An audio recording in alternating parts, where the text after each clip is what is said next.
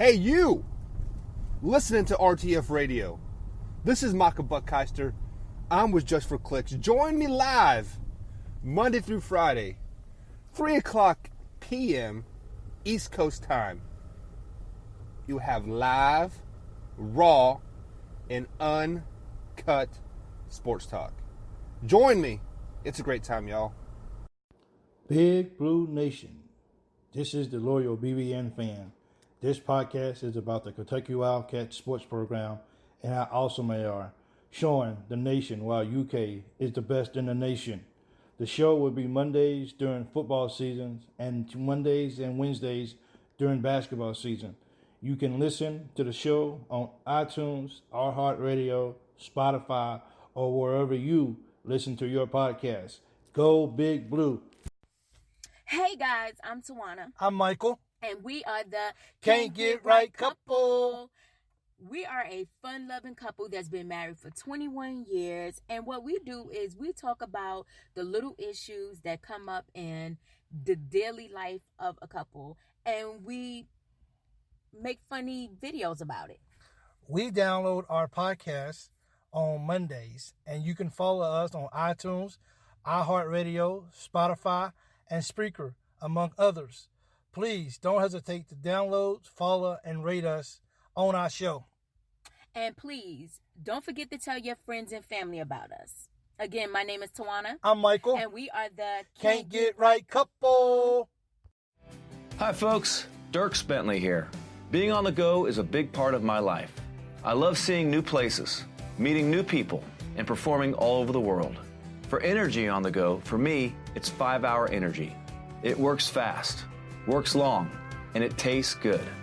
With 0 sugar and 4 calories. Try it. It could work for your on-the-go life, too. 5 Hour Energy. Energy on the go. Get 5 Hour Energy at your local Holiday. Do you guys like unbiased, truthful, straightforward sports talk? Guys, check out the Marcus and Mike Show. Right here on the RTF Productions radio station, along with iHeartRadio, iTunes, Google Podcasts, and YouTube. Give us a like, comment, subscribe, follow us on your favorite podcast. Check us out. We upload our podcast 2:30 Monday through Friday Eastern Time. Have a great day. At Farmers Insurance, we know a roof can withstand a lot. One exception being an airborne car. Seen it, covered it. Click for more. We are farmers. Bum, bum, bum, bum, bum, bum. Underwritten by Farmers Truck Fire Insurance Exchanges and Affiliates. Products not available in every state. Who says deck boards have to line up perfectly? The same deck board repeated again and again? Board is right. It's time to get out of line with new TimberTech AZEK multi-width decking at Lowe's. Multi-width decking comes in 3 distinctive widths from narrow to wide.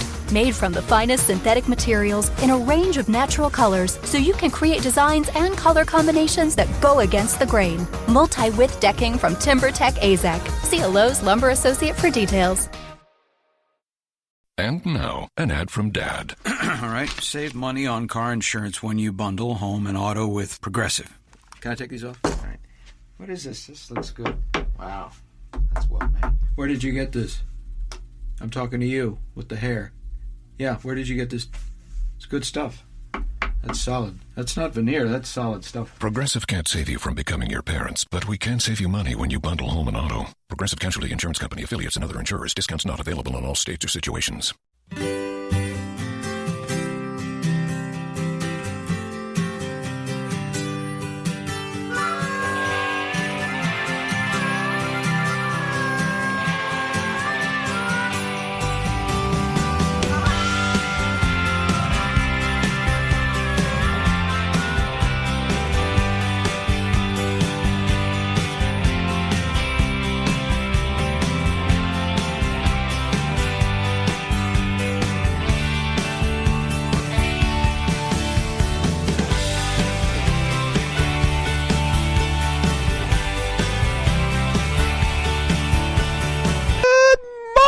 God damn it!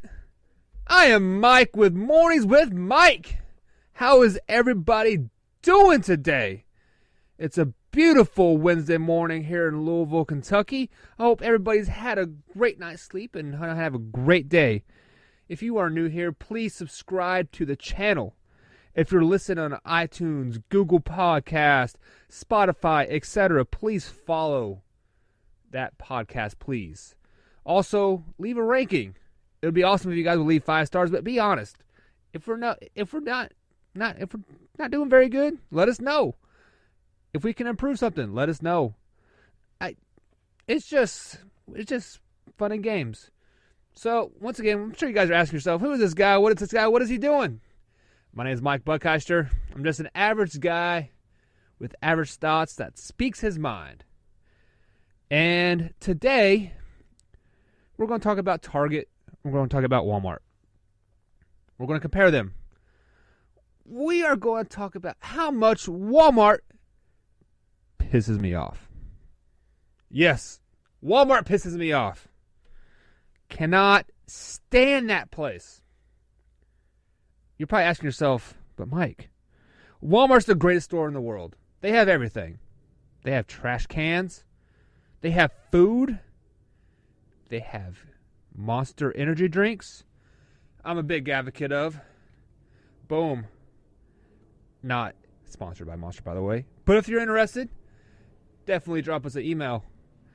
rtfproductions@gmail.com. But let's get into it.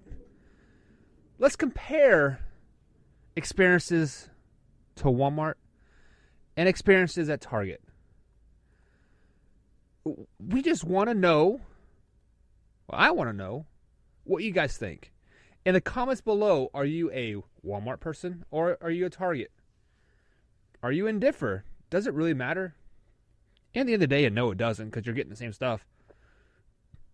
One might be Target brand, one might be Walmart brand, but you know what? They're all made in China, so who really matters, right? But let me tell you my opinions on this whole situation. Think of it of a Friday afternoon, payday. Let's say 3:30 in the afternoon. You're driving down the highway. You take the exit to Walmart. First of all, pulling into the parking lot at Walmart, this is where my rage Walmart begins. First of all, there's normally carts everywhere. Carts in the empty parking stalls, carts between cars, and then the cart corral thing, normally full. Usually I give them credit. Hey, they're busy. People using carts, going in and out. It's hard to keep up. But that just shows the laziness of the people that go to Walmart.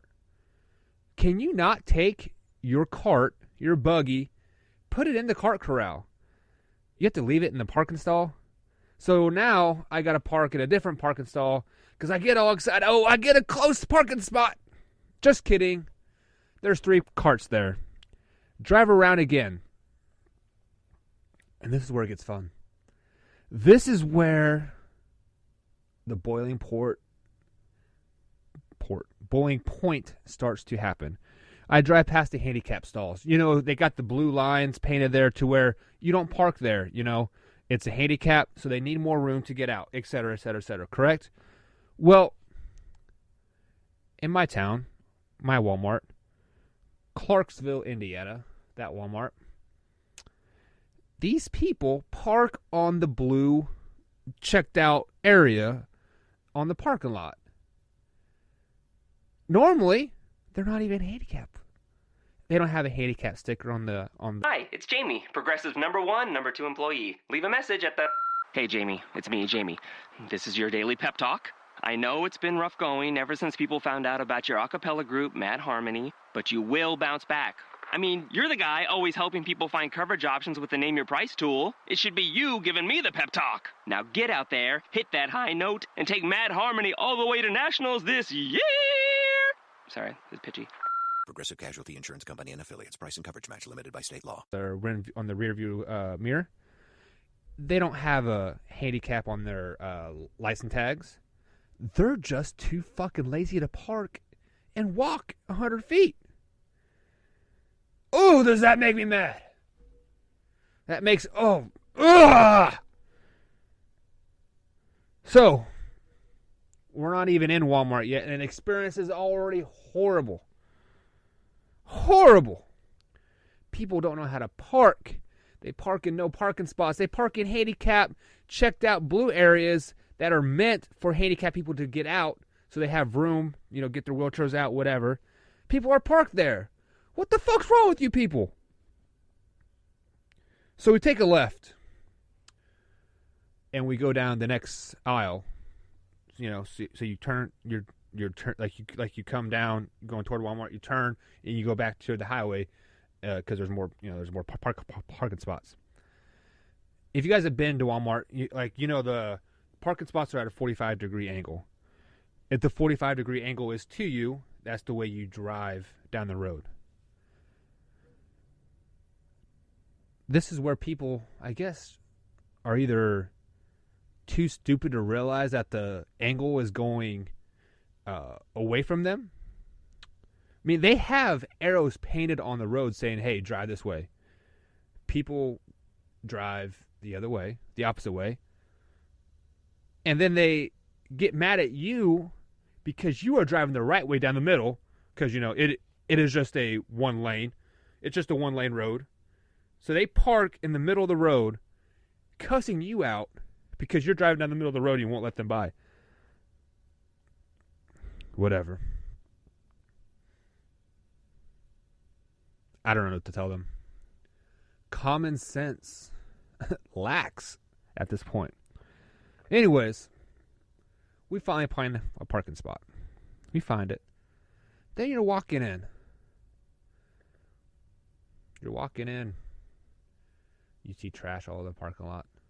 I mean, that's just people being lazy. Like, none of this at this point is Walmart's fault. Let me just make that clear. None of this at this point is Walmart's fault. It's the people going to Walmart, such as myself.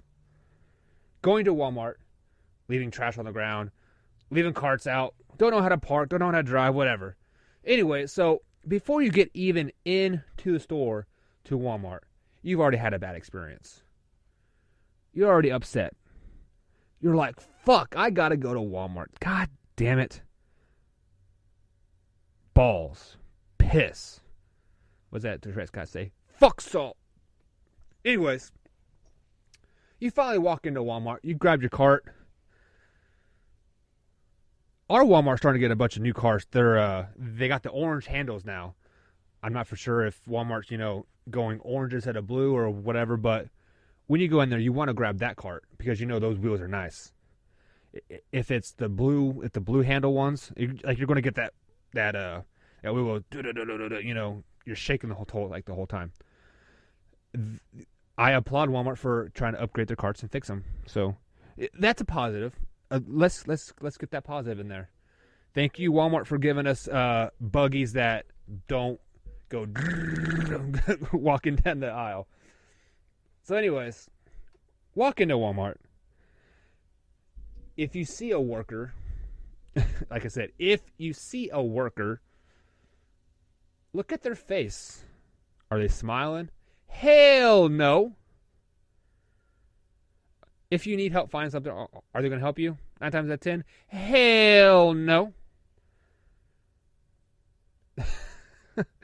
So, Walmart's already giving you a bad experience. As you walk in the door, I mean, our Walmart's starting to get the people greeter back now. They are the most friendliest people, like, hands down, that I met. They say hi to you every time, like, hey, how you doing? Welcome to Walmart, whatever. But once you get into the store, those actual, like, workers working the aisles, the cashier people, they are just miserable. Never have a smile on their face. Dreading work. And if you see them, they're like, fuck you, get the fuck out. The more you're in here, the more I gotta work. Fuck you, get your shit and get the fuck out. Right? So anyways, we're shopping. We're shopping for Walmart. We're shopping at Walmart. Let's just say we're getting some groceries. Just some groceries. Walmart's food selection is pretty damn good. They may not have the best high quality meat like at a Meijer or a Kroger, but it's pretty good price. you get a lot of bang for your buck, I guess you can say, kind of.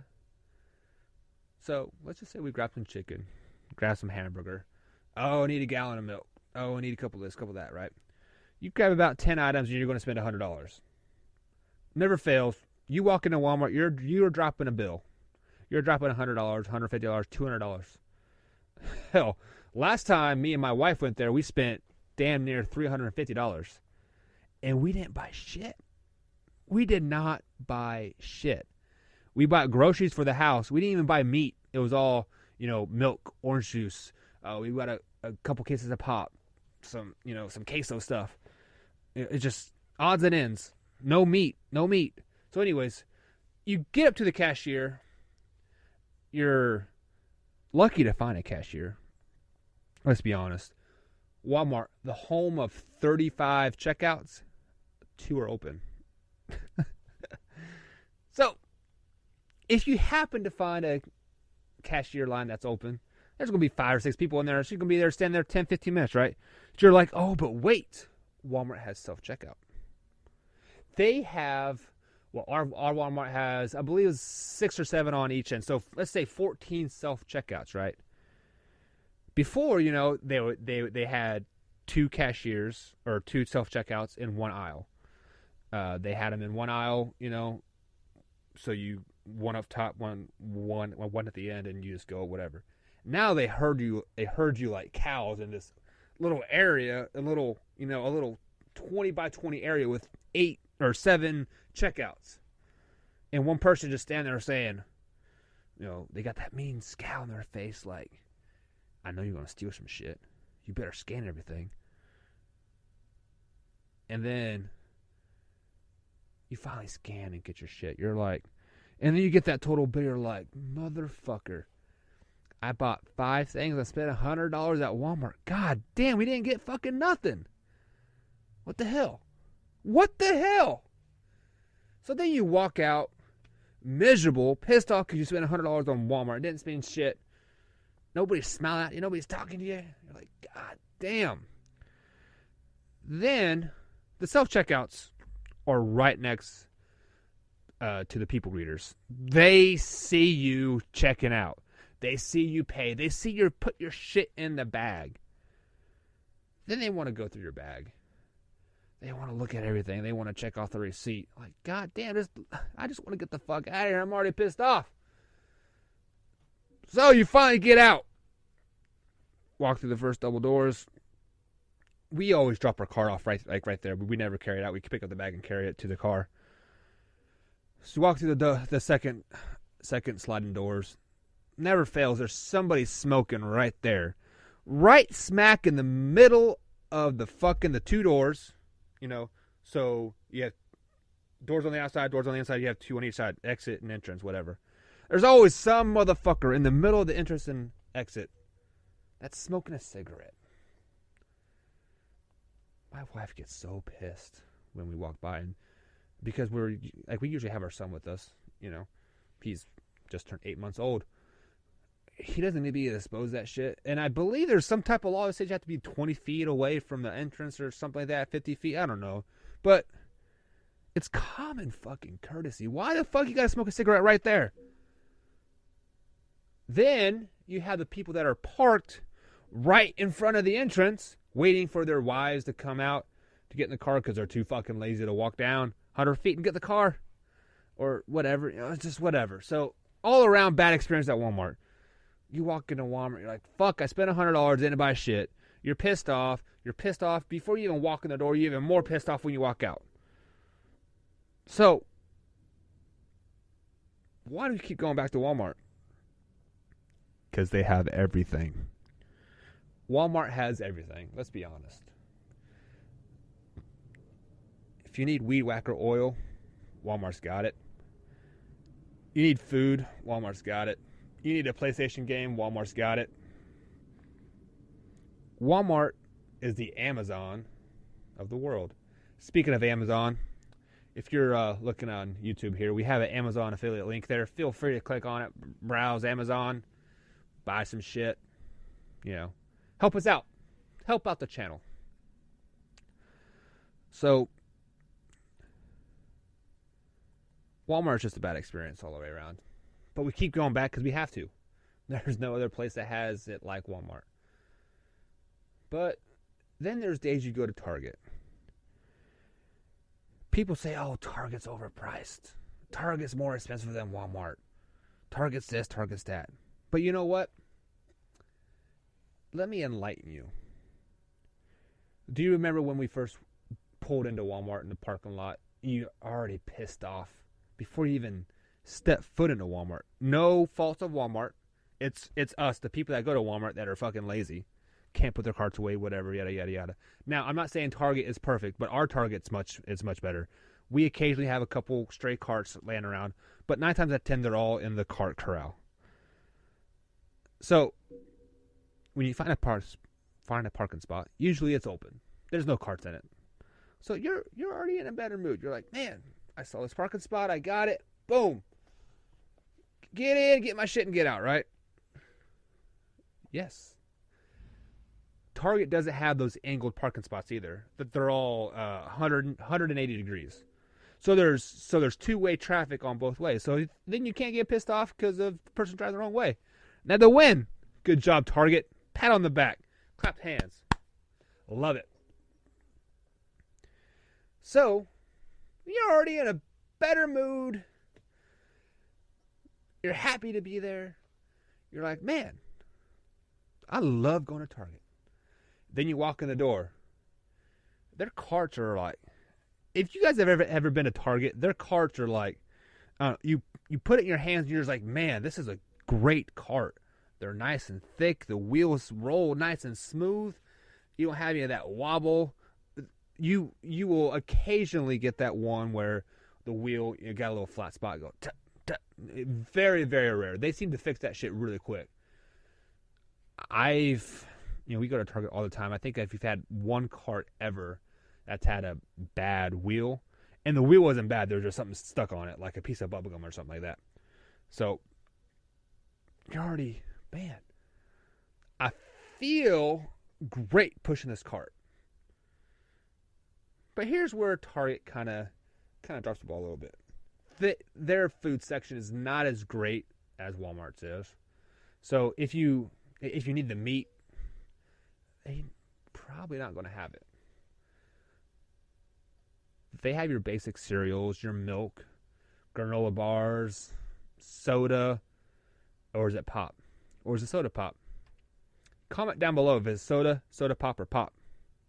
Where are you from? Let me know. Comments below. So that's the one downfall about Target so far. Their food selection isn't very good. Excuse me.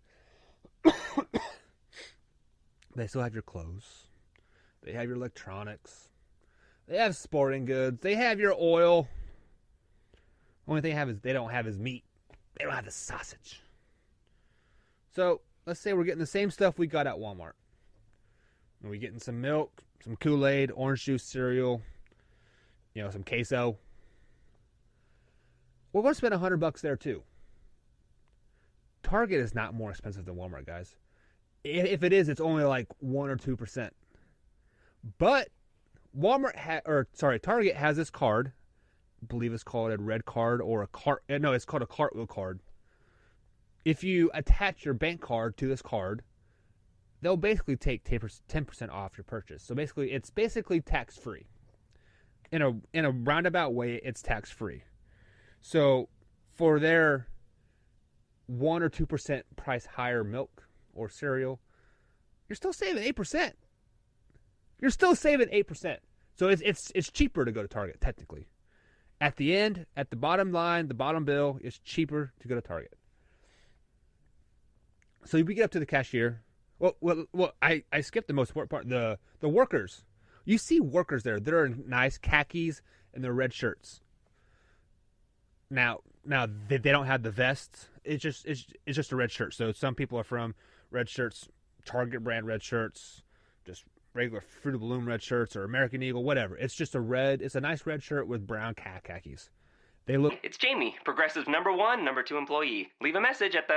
Hey, Jamie, it's me, Jamie. This is your daily pep talk. I know it's been rough going ever since people found out about your a cappella group, Mad Harmony, but but you will bounce back. I mean, you're the guy always helping people find coverage options with the Name Your Price tool. It should be you giving me the pep talk. Now get out there, hit that high note, and take Mad Harmony all the way to nationals this year. Sorry, it's pitchy. Progressive Casualty Insurance Company and Affiliates. Price and coverage match limited by state law. Good, they look professional. And they're always smiling. Like, hey, how are you doing today? Thanks for asking. I'm doing great. Thanks for asking. How are you doing? Are you having a great day at work? Because you look fucking happy. You look excited to be at work. So, cashier. We walk into the cashier. Target only has, like, our Target in Clarksville has 8, maybe 10 aisles. That's it. 8 or 10 checkouts. I mean, I'm sorry. But they always have 5 or 6 of them open. They always have at least 50% of their checkouts open. So let's flash back to Walmart. The most I've ever seen at Walmart checkouts open on a non-Black Friday is I've seen 3 or 4. Let's say 4. Okay. Walmart has 32 aisles, or 32 checkouts. Well, I keep saying it. 32 checkouts. Quick math, that's like, what, 15% of their cashier registers are open? Not counting self-checkouts. Versus Target's 50. When Target. We finally get up there, we're checking out. Same bill ranked up to $100. You're like, man, I spent $100 at Target, and we didn't really buy a whole lot, but like, I'm not pissed off about it because of the experience I've had at Target. Smiling coworkers, a nice cart, not pissed off before I even walk in. So the question stands. Do you choose Target or do you choose Walmart? Mike Buckheiser from Mike in the Morning. I'm choosing Target. I love Target. I love me some Target. But we still got to go back to Walmart. We still have to go back to Walmart. It never fails. You go to Target and they don't have screws. They don't have nails. Walmart's going to have it. Walmart will have it. You need some steak. You need some sausage. Hamburger. Walmart's going to have it. Target's going to have microwave pizza. Some burritos. So at the end of the day, it doesn't matter. We're still going to spend the same money. But experience-wise, you have to go Target every time. Target is just a better experience going into Target every time. So, mornings with Mike Buckheiser. I choose Target. Now the question stands, what do you guys pick? What do you guys like? Comment below. If you're listening to us on Spotify, iTunes, Google Podcast, Breaker, Stitcher, Public Radio, what else is there? Any type of podcast. We are live 9:45 a.m. on the East Coast. Mondays, Wednesdays, and Fridays. It's live on YouTube. We interact with people on there all the time. If you were listening to the Monday show, everything with Urban Meyer, and the comments blew up. I love the passionate Ohio State fans. But it's just the opinions of myself. Just my thoughts. Loosely based on facts. Loosely based on my gut. Loosely based on I don't give a fuck what you think. It's what I think. So anyways, Target, the way to go. Target, whatever. But at the end of the day, Amazon's going to win. Amazon link in the description. Support us. Please like this. Subscribe, comment, Let us know how we're doing. Until next time, it's Mornings with Mike. We out. Communication, no care. Take a Nina, spit it so clear like whole sheer. When I get to ripping this flow here, all the women go to grabbing their crotch, they all screaming, oh dear. Yeah, I think they got me fucked up. And now, an ad from Dad. All right, save money on car insurance when you bundle home and auto with Progressive. Can I take these off? All right. What is this? This looks good. Wow, that's well made. Where did you get this? I'm talking to you with the hair. Yeah, where did you get this? It's good stuff. That's solid. That's not veneer. That's solid stuff. Progressive can't save you from becoming your parents, but we can save you money when you bundle home and auto. Progressive Casualty Insurance Company, affiliates, and other insurers. Discounts not available in all states or situations. And now, an ad from Dad. All right, save money on car insurance when you bundle home and auto with Progressive. Can I take these off? All right. What is this? This looks good. Wow, that's well made. Where did you get this? I'm talking to you with the hair. Yeah, where did you get this? It's good stuff. That's solid. That's not veneer. That's solid stuff. Progressive can't save you from becoming your parents, but we can save you money when you bundle home and auto. Progressive Casualty Insurance Company, affiliates, and other insurers. Discounts not available in all states or situations. Hey, you! Listening to RTF Radio. This is Micah Buckheister. I'm with Just for Clicks. Join me live Monday through Friday, 3 o'clock p.m. East Coast time. You have live, raw, and uncut sports talk. Join me. It's a great time, y'all. Big Blue Nation. This is the loyal BBN fan. This podcast is about the Kentucky Wildcats sports program and how awesome they are, showing the nation why UK is the best in the nation. The show will be Mondays during football seasons and Mondays and Wednesdays during basketball season. You can listen to the show on iTunes, RTF Radio, Spotify, or wherever you listen to your podcast. Go Big Blue. Hey guys, I'm Tawana. I'm Michael. And we are the Can't Get Right Couple. We are a fun-loving couple that's been married for 21 years. And what we do is we talk about the little issues that come up in the daily life of a couple. And we make funny videos about it. We download our podcast on Mondays. And you can follow us on iTunes, RTF Radio, Spotify, and Spreaker, among others. Please don't hesitate to download, follow, and rate us on our show. And please, don't forget to tell your friends and family about us. Again, my name is Tawana. I'm Michael. And we are the Can't Get Right Couple. Hi, folks. Dirk Bentley here. Being on the go is a big part of my life. I love seeing new places, meeting new people, and performing all over the world. For energy on the go, for me, it's 5-Hour Energy. It works fast, works long, and it tastes good. With 0 sugar and 4 calories. Try it. It could work for your on-the-go life, too. 5-Hour Energy. Energy on the go. Get 5-Hour Energy at your local Holiday. Do you guys like unbiased, truthful, straightforward sports talk? Guys, check out the Marcus and Mike Show. Right here on the RTF Productions radio station. Along with iHeartRadio, iTunes, Google Podcasts, and YouTube. Give us a like, comment, subscribe. Follow us on your favorite podcast.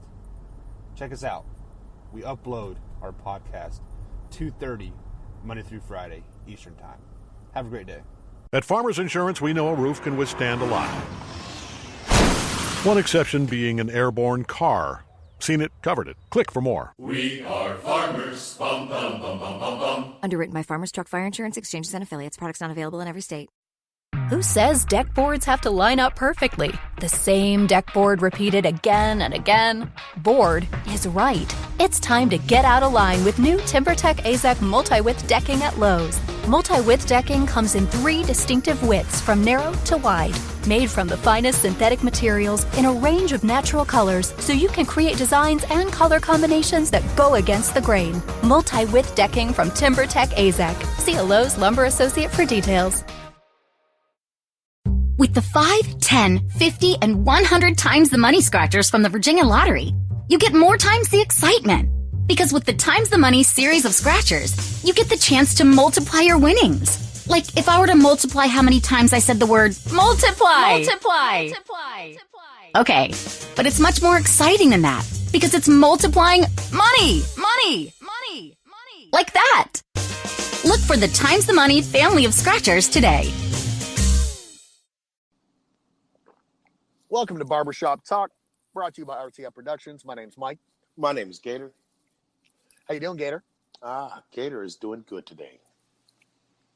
Gator's going to talk in third person for a little bit. Anything that Gator wants to tell us? Anything that you haven't been releasing to the public? I haven't been out on my boat lately. No, it's not. It's not that. Uh-oh. What have I not released to the public?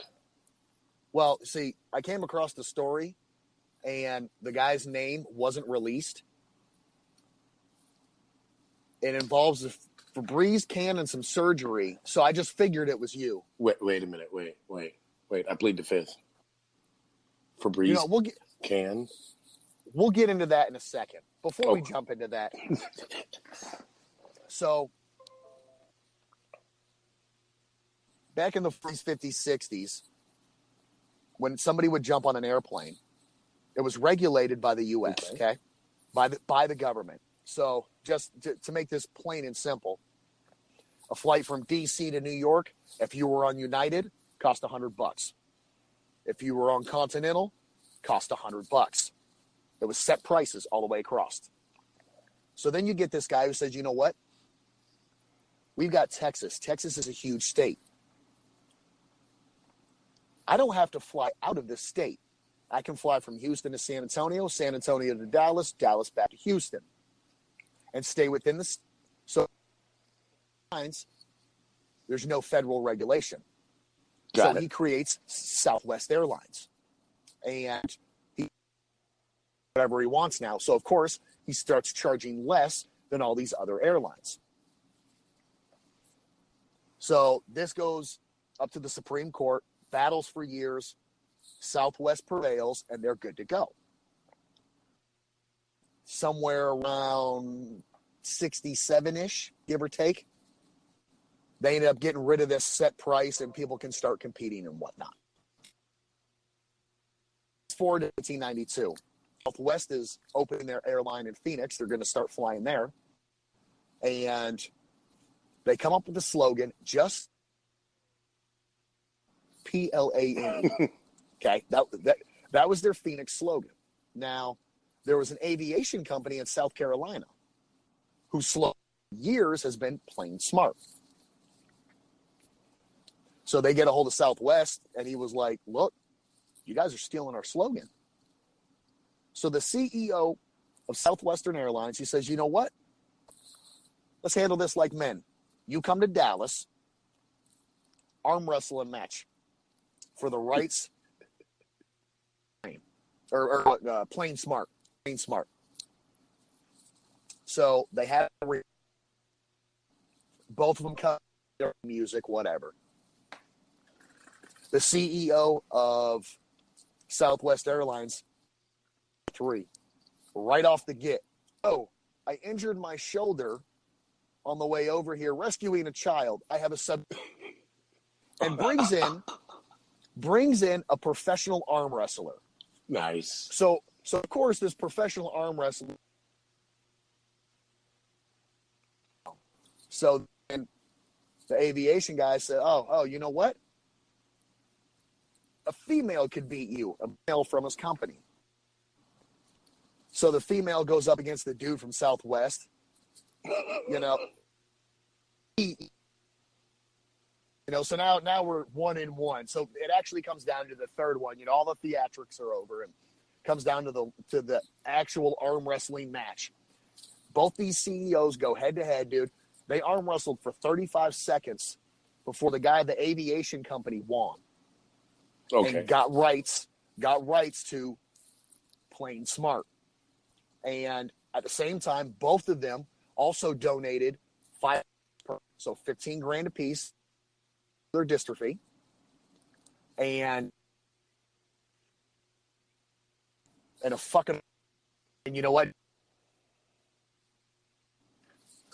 That is my story. That's all I got, but that is fucking badass. That's honorable, though. It is, man. Minus Dude, all the good theatrics prior to, but that's an honorable way to do it. Absolutely, man. Dude, it's good sportsmanship. It's good just man to man. Like, that's how shit. So instead of somebody taking me to court suing them, we're gonna fucking arm wrestle or foot race. Well, the dude from Southwest, he said after the match, I already knew that if we took this to court, I was going to lose. I'd end up spending $500,000 on lawyers and court fees, and this would drag out for years, and then I would lose anyway. So, you know what? Let's just go ahead and handle this in an arm wrestling match. I like it. I do too, man. That is badass. So next time a cop pulls me over, I'm going to debate him over a speeding ticket over arm wrestling on the hood of my truck. Let's see if that works. Let me know how that goes over for you. Never mind. I'm the black guy. If I put anything on the hood of the truck, it's going to be my face, I guess, huh? I mean, that's about. Yeah. You got about as good a shot of winning that as a white guy saying "nizzle" in the hood. I told you y'all can do. I said we. Y'all can say "nizzle." Yep. Okay. Next time I'm in Southside Chicago, I'll be right out there. Please let me know how that goes. Matter of fact, FaceTime me first. All right, so back to the Febreze can. So we had a gentleman, not an American for once. Stupidity runs worldwide. The Dominican Republic, him and his wife doing a little sexy time. Got it. I don't know if it was him or her who got, but we'll just say it was him. And he was, hey, take this can of Febreze. Oh.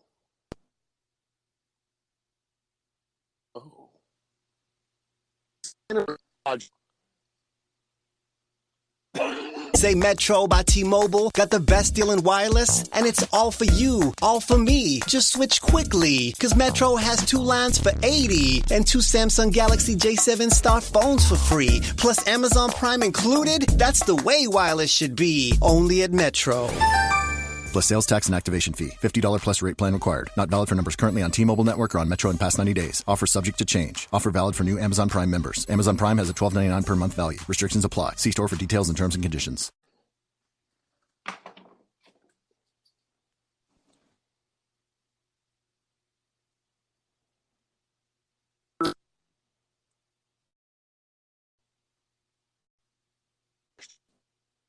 Oh, nozzle first. Oh, oh my God.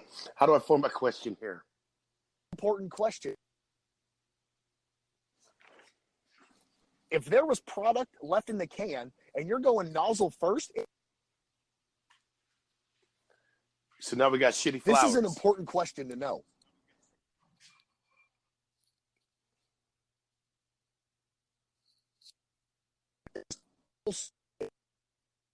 I've seen.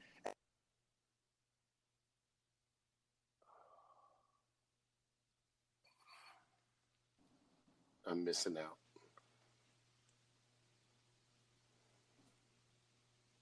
Oh.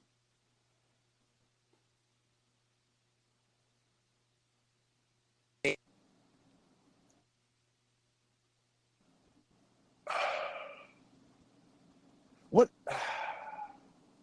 It's not just cans that's the issue. People have had. I've seen stories of eggplants getting stuck up there. Like a sex toy? Okay, got it. The level of freakiness is out there. Sex toys got it. But okay, let me ask you this. Let me hit you with this. If you had to get a can of Febreze up your ass, what scent would you go for? Hold on.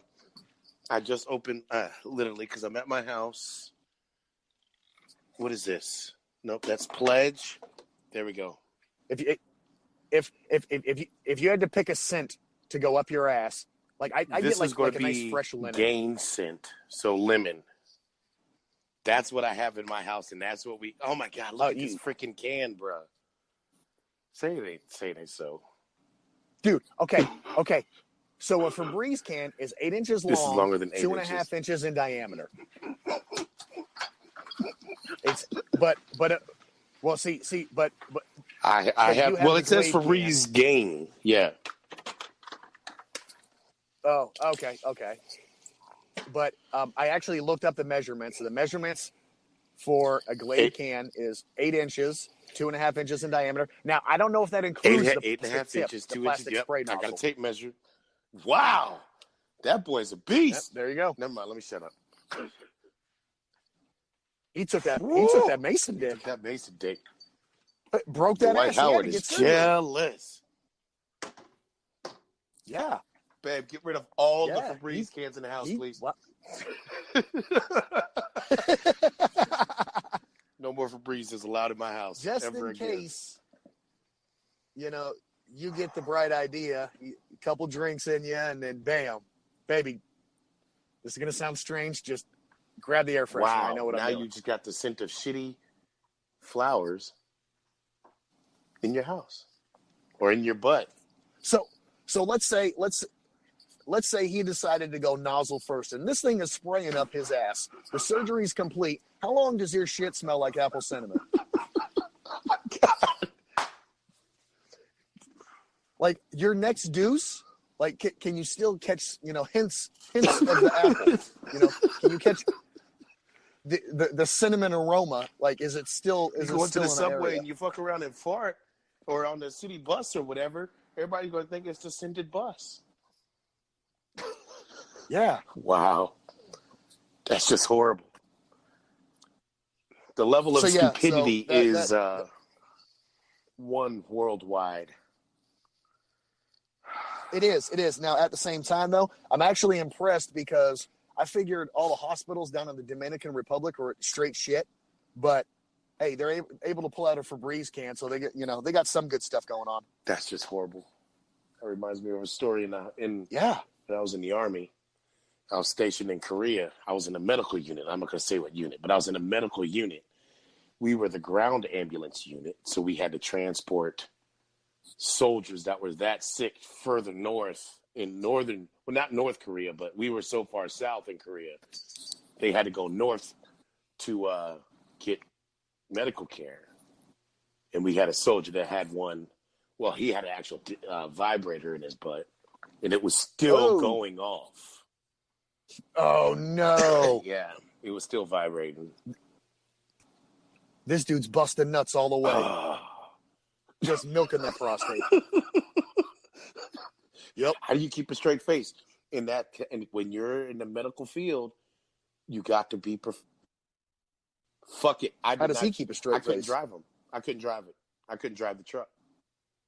I couldn't. Hey, I couldn't. I'm looking, dude. I'm looking at the guy next to me. Hey, what's that buzzing sound? You hear that, man? You hear that sound? Hey, guy in the back. Hey, what's that buzzing sound, man? Stop moaning. Oh, oh my God, that is horrible. I can't even breathe right now. That is crazy. All right, so on to the next one. Oh, so no in the house. There is a dating site for millionaires. Now, I don't know what the dating site is. I just thought it was interesting that it was for millionaires. I've never heard of this before. There used to be a TV show out there like that, where it was like the $1 Million Dating Club or something. Like a matchmaker would link up millionaire men and women with average people, I guess. Okay. Well, there's this millionaire dating site, and there is a CEO of a makeup company. The article didn't release the guy's name, but I'm sure he would not be hard to find because Number 1, he lives in Phoenix. Number 2, a male CEO of a makeup company. Number 3, he's a black guy. So I'm sure you could actually pretty much narrow this down and figure out who the dude is if you put in a little work. Right. So he meets a woman on there. They go on a date. After the date, he gets a hold of her. He's like, you know what? You really, just ain't for me. Let's go ahead and split. Well, she was a crazy white woman. Aren't they all? I mean, no, I didn't say that out loud. Sorry. Now, like a crazy dude, he's just going to kill you and be done with it. Correct. Stalk you for about a week, then kill you. And then kill you, and then that's it. Women, on the other hand, their crazy's a little bit different. So over a 10-month period, she sent this guy 159,000 text messages. Whoa. Yeah. He would block her, she'd get another. So 10 months, averaging about 30 days a month. I did some math. That is actually 530 text messages a day. That is 22 text messages an hour. Now, how did she get on this millionaire website? Because clearly she does not have a regular job or a job of anything. If you're sending 22, 25 text messages an hour, 59,000 text messages. No. 159,000. Oh, dear God. I was off by 100,000. In 10 months, that's 530 messages. Dude, I don't send 530 messages in a fucking week. Probably not even a month. Wow. That's a lot of fucking text messages. That's a lot of text messages. That's certifiably. You just got invited to the crazy house. Come on in. I don't need justification. There it is. Yeah. So this gets better. Wow. It doesn't stop there. He just needs to turn his phone off. You're a millionaire. Fuck it. You don't need to talk to nobody. So let's see here. I got it all written down here. Okay. So a few of these messages she sends him. I'd wear your face on the top of my head.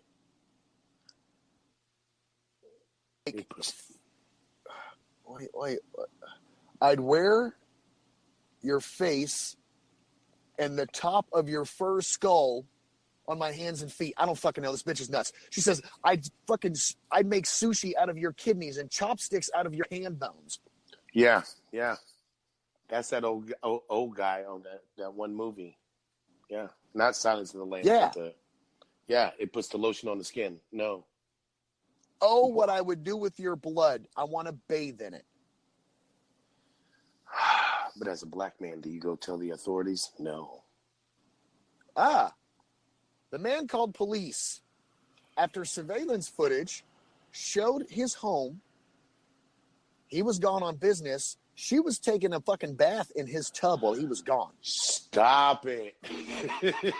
So they arrest her with first-degree criminal trespassing of a residential structure. She was released from custody, failed to appear in court. Then she shows up to his place of employment. She shows up to the place of employment claiming, I'm his wife. But she was escorted off the premises. Of course. She was arrested later on after failing to appear to multiple court hearings for this criminal trespassing. Godly. Why is she not in the insane asylum? So she's currently being held with no bond. She has pled not guilty to charges of stalking and criminal trespassing. Yeah, she's not guilty of stalking because you're way past stalking when you break into the dude's house and start taking baths and stuff in his house while he's gone. That's beyond stalking. You were I don't even know what that's called. That's way past stalking. So she's not guilty of stalking anymore. Dude, she is a fucking lunatic. Now the actual definition of stalking is to pursue or approach stealthily. Got it. Well, I mean, I guess she didn't pursue him stealthily as far as the text messages. She did approach stealthily. She waited until he left and then fucking bathed in his tub. That's hot. That's hot.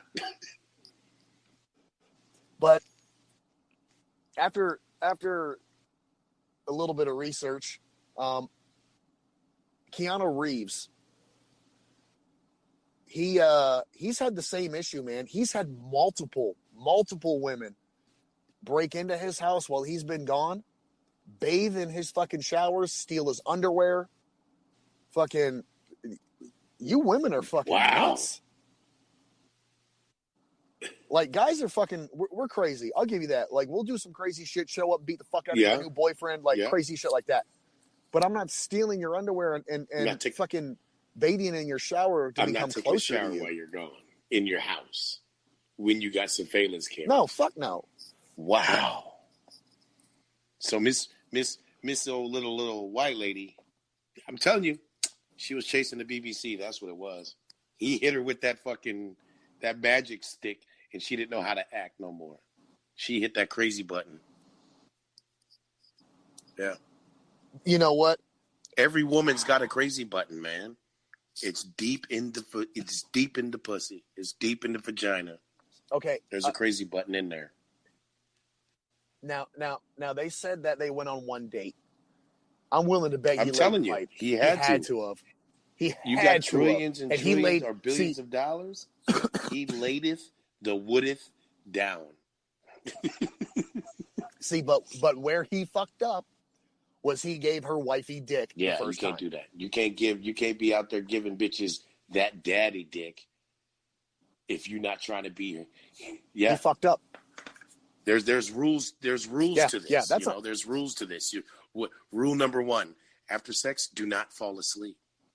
As a man, you cannot fall asleep. She wins. You lost. Not in your own house. Well, if you're in your own house, you at least got to make sure she leaves first. You know? Exactly, because if you fall asleep and then wake up and half your shit's gone, well, half your shit's gone. Freaking, she's got selfies of you sleeping next to her, and her trophy is I put him to sleep. You know, so. With the 5, 10, 50, and 100 times the money scratchers from the Virginia Lottery, you get more times the excitement. Because with the times the money series of scratchers, you get the chance to multiply your winnings. Like if I were to multiply how many times I said the word multiply. Okay, but it's much more exciting than that because it's multiplying money. Like that. Look for the Times the Money family of scratchers today. Rule number 1, do not fall asleep after sex because she wins. Yeah.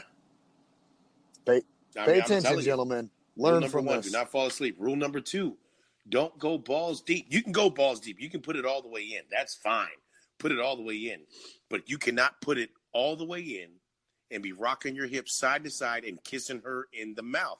That's what we call that daddy stroke. That's that master stroke right there. That's that A plus performance. You can go balls deep if you're pounding, pow, pow, pow. Go balls deep, got it. But when you go balls deep, but you can't stroke. You go in balls deep and you hold it in there, looking her in her face, kissing her in her mouth. No, that's where that crazy button is. Boop. Now, when you go on business, you got a chick in your damn bathtub taking a bath. Sending you 159,000 text messages like you got nothing else to do. 159,000. Like, bitch, what do you do with your life? That's just like cocaine. That's like heroin. You know what I'm saying? Once you get that first high, now you're chasing it. So if I sit in your bathtub and wait for you to come home, I guess. Oh my God. That is horrible. That is horrible. Dude, talk about a fucking crazy lady. But you know what? This actually flows right into our next thing. So he called the police because he had surveillance of her bathing in his bathroom, which means he has cameras in his bathroom. I don't know why. That's kind of freaky, but okay. Rocky Mount, North Carolina. North Carolina. So Rocky Mount, North Carolina, like every other, good old American city, has a public library. This public library went ahead and installed video cameras, surveillance cameras in their restrooms. Now, they claim that it is because the restrooms have been getting vandalized. So, they install cameras. What's your thoughts on this? Actual closed-circuit TV cameras, like obviously for the administration, the owners, the management of this library. They're not bathroom. Yes. My personal thoughts is it should not be there because that's the bathroom. That's your private area. But in the same token, it all depends on the angle. If you're able to see people actually in the bathroom, using the bathroom, like they're at the stall using the bathroom, no. But if there's vandalism, seeing who's coming in and going out of the bathroom, I can see that. But that's a very thin line, though. Okay, so I have more details. I just haven't revealed them all yet. Here we go. Open mouth, insert foot. So when you walk up to the bathroom, there's a sign there that says there is security cameras in the restroom. Now, they've set these security cameras up so that they face the sink and the paper towel dispenser. They have made sure that there's no reflections to stalls or urinals in the cameras that you can see through the mirrors. So they're not actually watching you while you do your business. I guess I could be cool with that.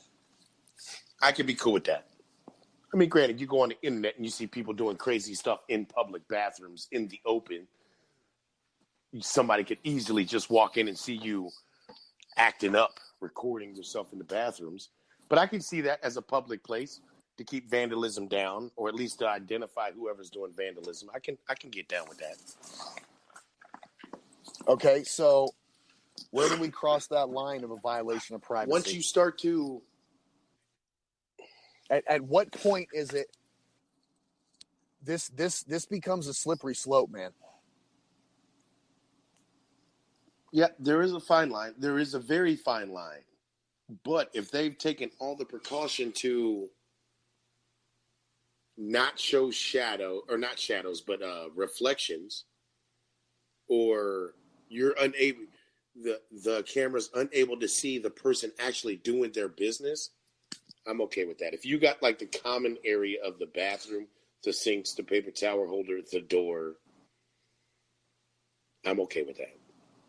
I would be okay with that, especially if there's vandalism or people doing bad stuff on it in the bathroom.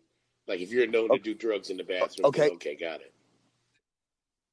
Now, back to my question. At what point do we draw the line of a violation? Once you start of privacy? seeing people actually doing their business. If you walk in there and you see a man pull his thing out and you're seeing meat as he's peeing, that's an invasion of privacy. But if you're just videotaping me washing my hands, that's not an invasion of privacy. Okay, now, at the same time, we're talking about a library where there's children in there. So when you have a 4-year-old, now look, you know how 4-year-olds are. The second they hit that bathroom door, pants are coming down. We got to shit, we got to piss, pants are coming down. And now you're going to see little kid dick.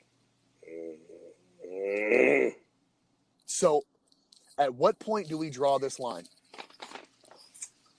Again, that almost goes back to a few episodes ago. Proper place to poop. Just go home and use the bathroom. Don't. That's but it's a kid. But it's just a kid. But it's just this more is different. Yeah, I'm gonna have to stand my ground on that one.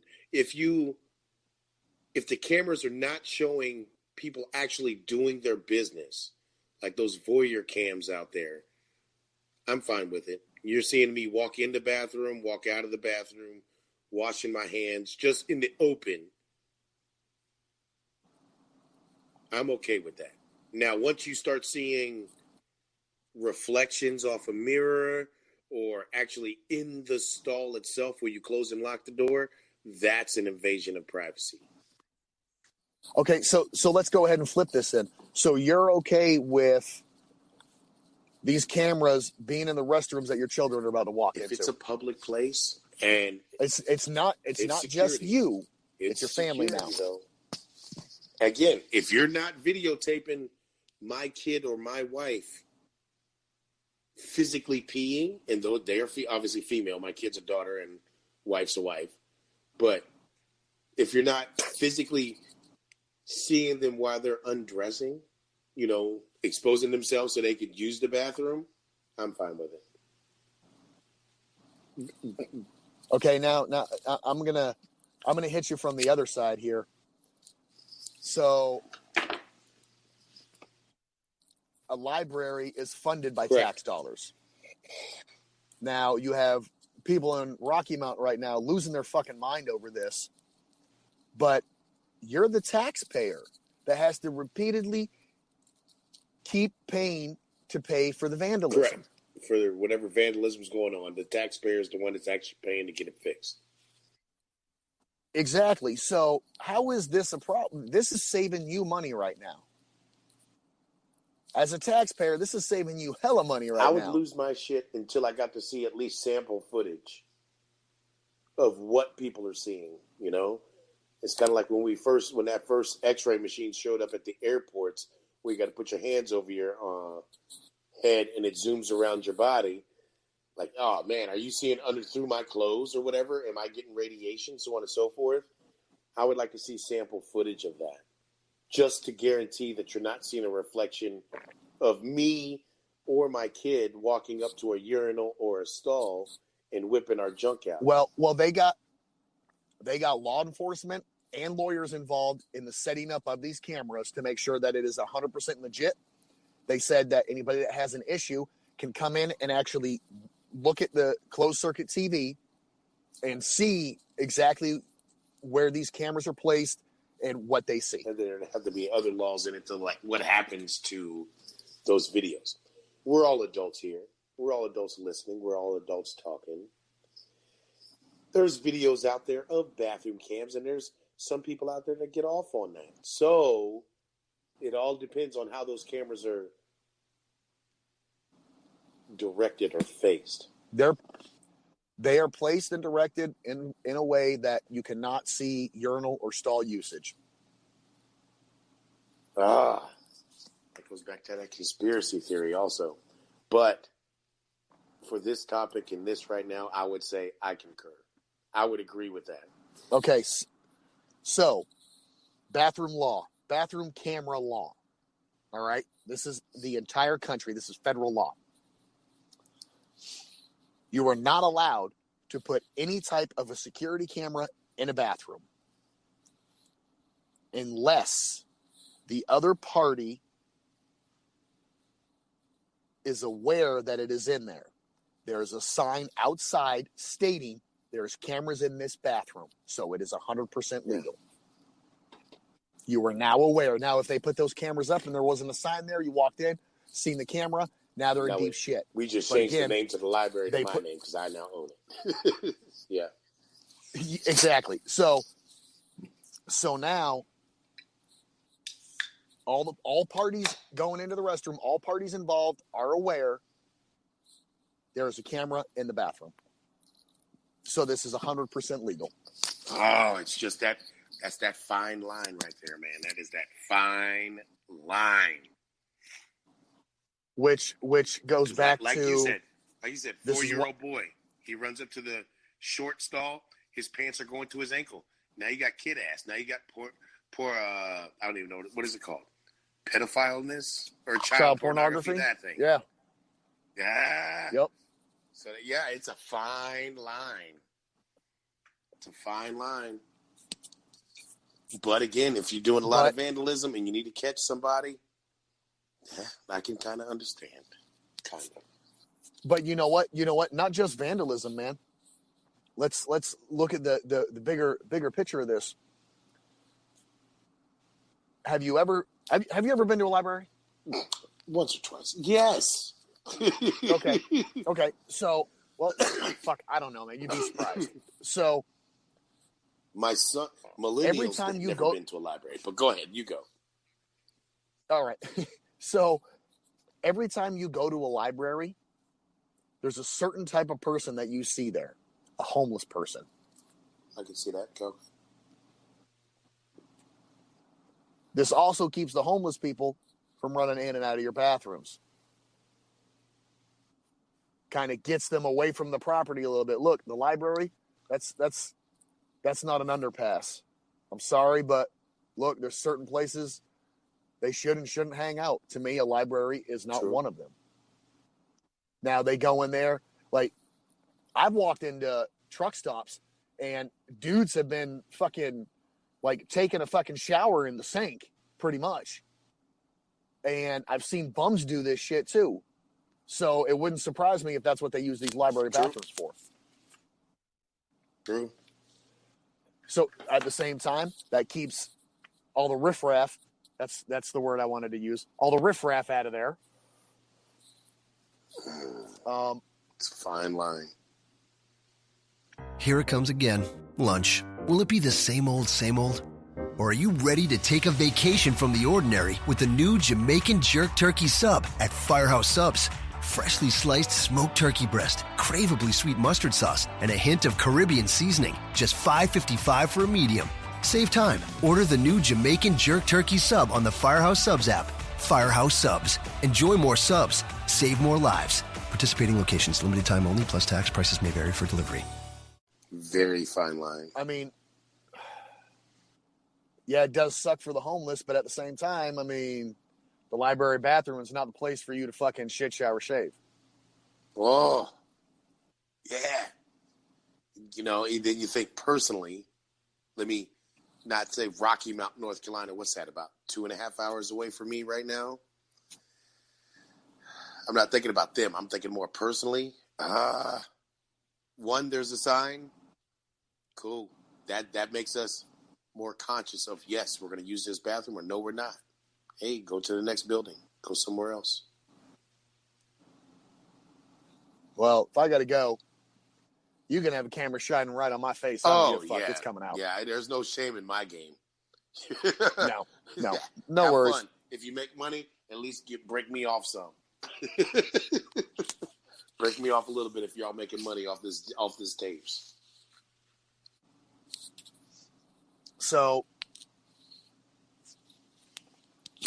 all in all, are you content with cameras in public restrooms as long as they don't show the stall areas? I would say yes. Yeah, I have no problem with it. Now, with Rocky Mountain getting away with this, I don't want to say getting away with it, but because there's no legal loopholes. They've done everything by the book. Like I said, they brought in law enforcement. They brought in lawyers. You know, they did 100% by the book. Is this something yes, it's just one bathroom, but is this something that we could see, kind of popping up all over the place? I can see that popping all over the place. And Rocky Mountain being the founder, the foothold, the linchpin of getting all this started, the crucial one. Because they dotted all the I's and crossed all the T's.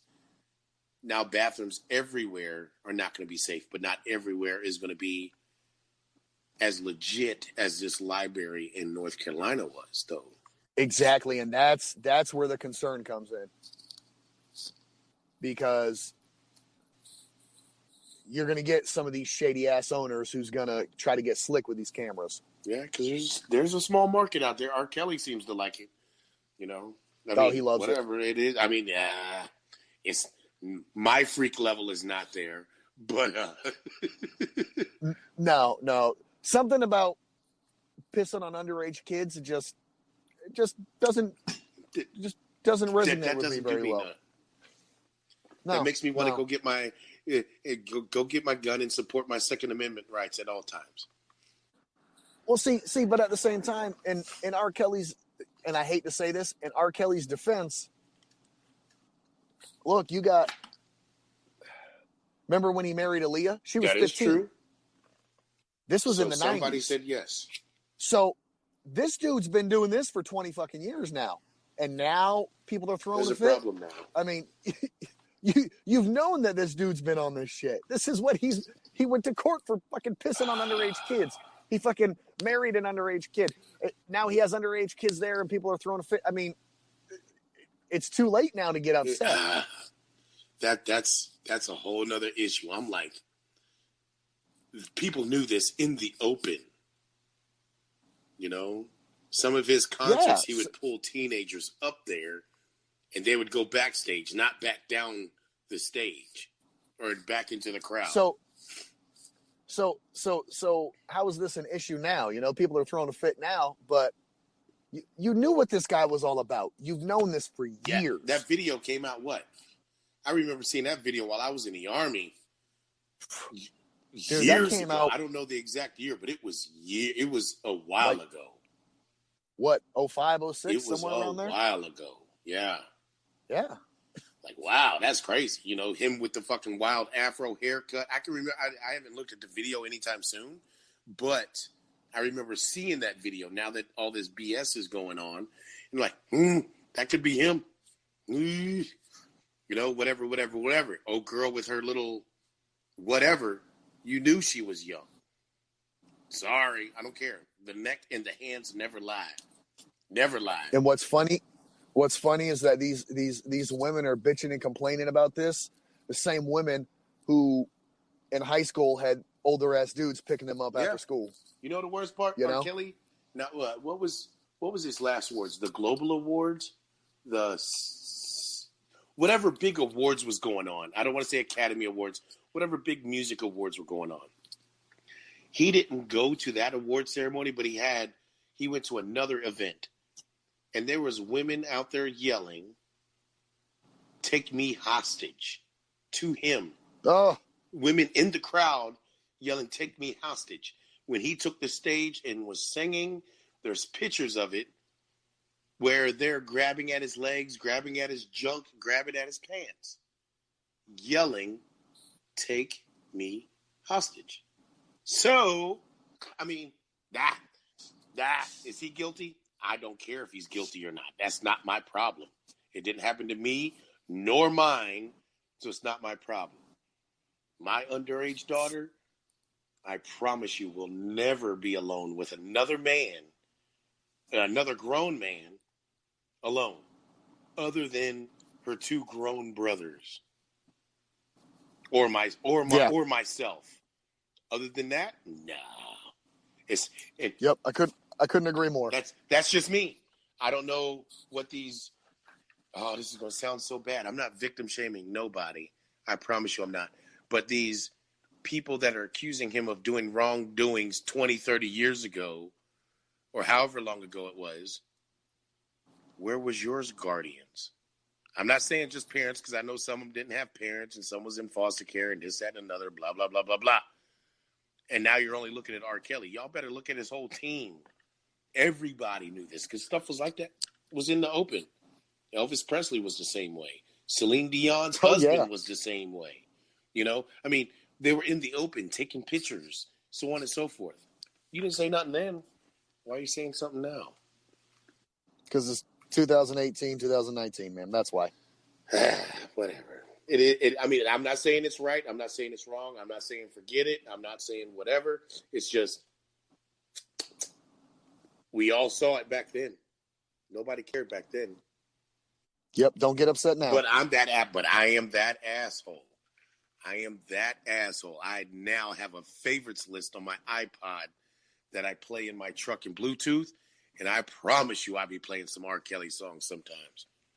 I am that butthole. I am. I surely am. Well, you got any final words? As usual, the only final words I got, and just like what I'm going to do when I leave here, FBMM, fuck bitches and make money. Well, I'm going to hit you with something new tonight. I'm going to hit you with,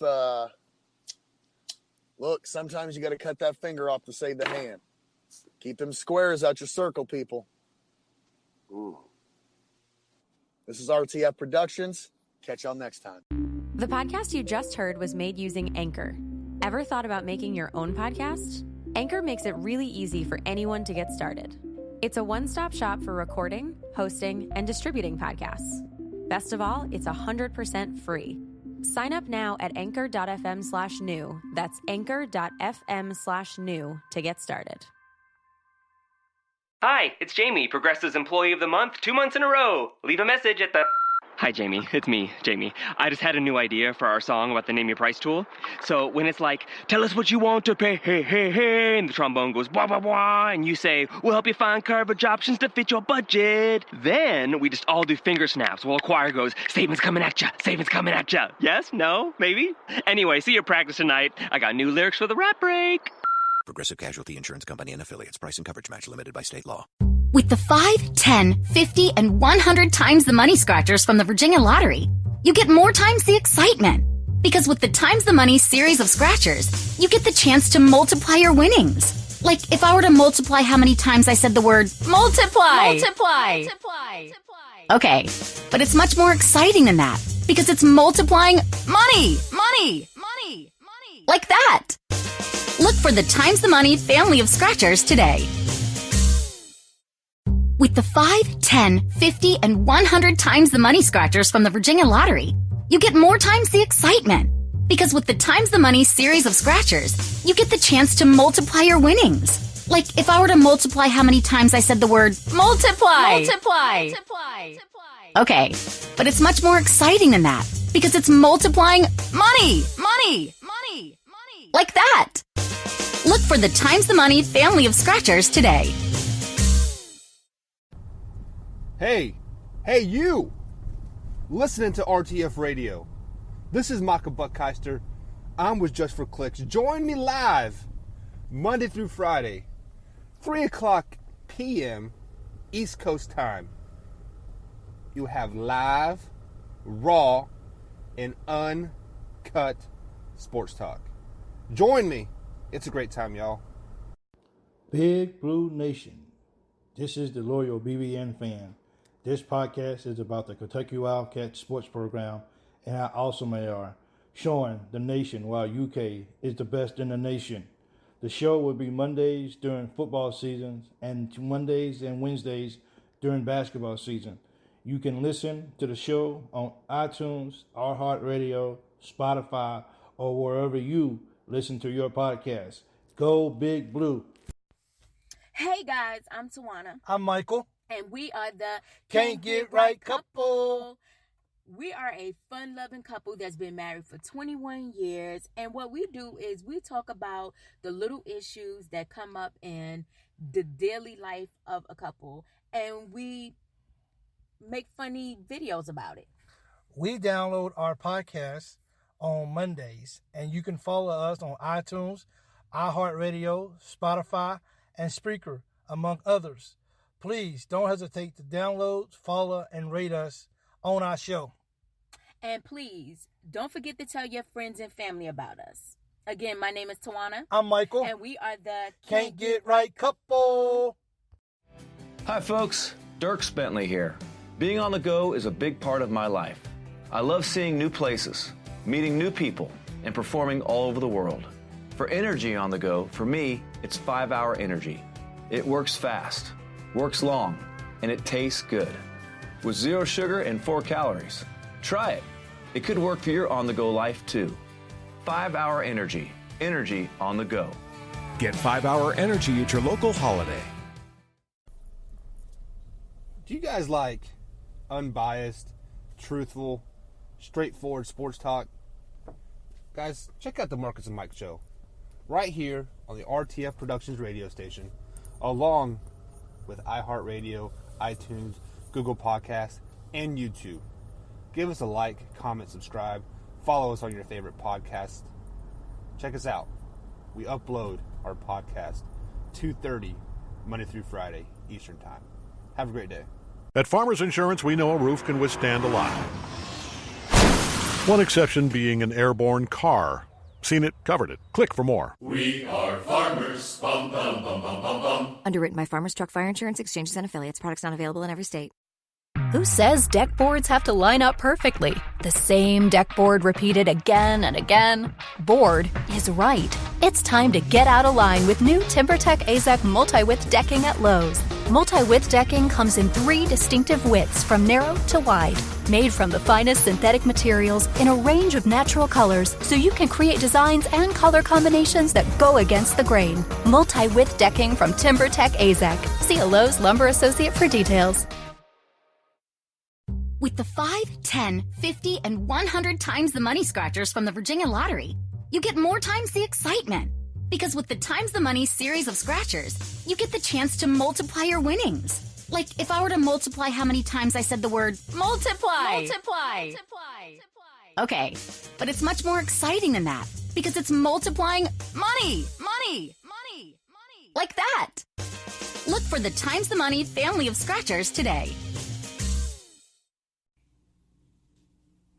Hey guys, I'm Tawana. I'm Michael. And we are the Can't Get Right Couple. And we hope you guys are having a wonderful day. Yes, absolutely. And we're feeling mighty nice today. Feeling pretty good. And that's why we're coming to you with this video. We haven't even had a drink. And we still feeling good. Whatever. We still haven't. So I'm going to let him take it on. What's today's topic, bro? The topic is what we see is so many times when people have been together for a while, one or the other starts, or both starts taking each other for granted. So therefore, what happens when what goes on once that happens? You don't feel appreciated. Now, let's talk about. Can I talk about men for a second? Bruh. Do you think? Let me ask you a question then. Do you think men do all they can do and then they still feel appreciated by their wife? Yeah. Do you? Yeah. I don't. I think there's a lot of, and I think that you know what? You know what? I know that. I know. I'm sorry. And you know what? We're gonna get to the women too. So just bear with me.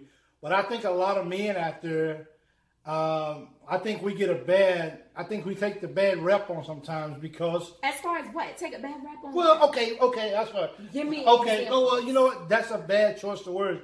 What I'm trying to say is, we as men, we do a whole lot. We do a whole lot for the family. And I think it's almost like it's supposed to happen. And because it's just, well, why do I gotta be thankful because you got the oil change or something like that? You're supposed to get the oil change. So just little things like that, I think sometimes men kind of get caught or they kind of get forgotten and they're unappreciated. They're not welcome. It's You got a lot to say. You not feeling unappreciated in this matter? Well, baby, I feel. Well, okay. Yeah, you best choose your words. Okay, well, you know what? You're treading on thin ice right now. I'm thankful that I don't feel like I'm not appreciated. Well, you got a lot to say. Well, I don't think I feel appreciated from my kids, but I think We're not talking about kids. We're talking about men. I understand that, but I think my wife shows me that she truly appreciates me. But you know what? I'm only one of millions and millions and millions of marriages out there. There's so many out there who don't feel appreciated. Ask me how I know that. How you know? Because I'm a man, and I understand that sometimes a man just doesn't feel. No matter look. No matter what what is it that you don't feel appreciated? I just told you. Do you not ever feel appreciated in here? I'm not talking about the kids. That is not a part of this conversation. I'm talking about between me and you. Oh, of course I feel. Sorry about that, guys. Of course I feel. When? I feel appreciated. Oh, you asked me if I do or if I don't. If you don't feel appreciated. Of course I feel. That's why I'm still with you after 20 years. Because I feel appreciated. I think she takes the time out and still does the little things for me. And still shows me that she truly appreciates me. You know, something simple as, babe, I fixed your plate. What do I say? Thank you. Which we did a video earlier about just saying thank you. And we have that understanding that we truly appreciate each other. Do you feel appreciated as a lady? Now we can go on and on and on about women, because women, they do a whole lot for the family. A whole lot for the family. And not take away from what we do, because we do a lot too, you know. But women, they you know. I think what it is, and this can tie into a couple of videos that we've done already, but you have to think about women, especially if now with a lot of women going back into the workforce, and they're juggling being a wife, being a mother, being you know what I'm saying, a homemaker, but they're also juggling a job too. And they still have to fit all of that stuff into one day. Well, do you feel appreciated? Oh, I have to feel appreciated. Don't answer that question. Huh? I don't have to feel appreciated. Why come you don't have to feel appreciated? Because. Why? Because I'm going to do what I do. So you saying I don't make you feel appreciated? You do, but I'm just saying I don't feed off of that. So, but I do appreciate the way you treat me. Well, I appreciate you too. You do know that, right? I do. And you know, I mean, it's just about. It's just one. I'm just that person that is not looking for that. Can you please stop saying that? I'm coming back. Come here. Just give me a hug. There you go. Go. I'm that female. Oh, I'm yeah. probably one out of probably like 1 million females that don't need all that extra clingy conversations or babe, am I doing the right thing? Or babe, blah, blah, blah, blah. On certain situations, as far as work-wise, then yeah, we'll talk more on that. But like on everyday stuff that I'm already doing, I don't really need. Now, he's my taste tester when I'm cooking or trying new things. So, but, oh, what you trying to say? I'm trying to say. But for the most part, I don't really need to feel appreciated in that aspect because I got to do that stuff anyway. So basically what you're saying is. He could show me the appreciation by just stepping in and helping me out. That's what he could show his appreciation. Yes, that is doesn't very have to true. tell me, oh, babe, you did such a wonderful job. So let me ask you something. Okay, but that needed to be done anyway. So let me ask you, do you think between a man and a lady, do you think a lady, most women, I would say, I can't say women, I say a lot of women out there just have to have that? A lot of women go off of words of affirmation. Okay. They go off those, I need to know that you appreciate what I'm doing. Okay. So let me ask you, does a man, should they know, I mean, is it anything wrong with a man knowing that is there anything wrong with a man being told that he's appreciated? Is there anything wrong with that? No. So I don't think there's anything wrong with it. Is it something that should be the norm if it calls for it? You know now, getting an oil change, that's something a man's supposed to do anyway. I don't think you should get any appreciation for getting an oil change. All right, so are you telling me that a woman, she's just supposed to wash dishes? Is that what you're saying? A woman can go to Jiffy Lube and say... I've been to Jiffy Lube and I've been to Valvoline a few times. Trust me, you hook it up, babe. That's what I'm saying. You hook it up, and I appreciate that. So, but I'm just saying, like, if a female would feel appreciative towards her husband when she comes home and the whole house is clean and he done cooked. She feel good, huh? And the kids are taken care of, and all she got to do is decommission herself and relax for the rest of the night. So that's when you show your husband appreciation. That's when you tell him, "Oh, baby, you did it," and maybe you might get some petting that night. You know what I'm saying? You might get the pet that night. You know what I'm saying?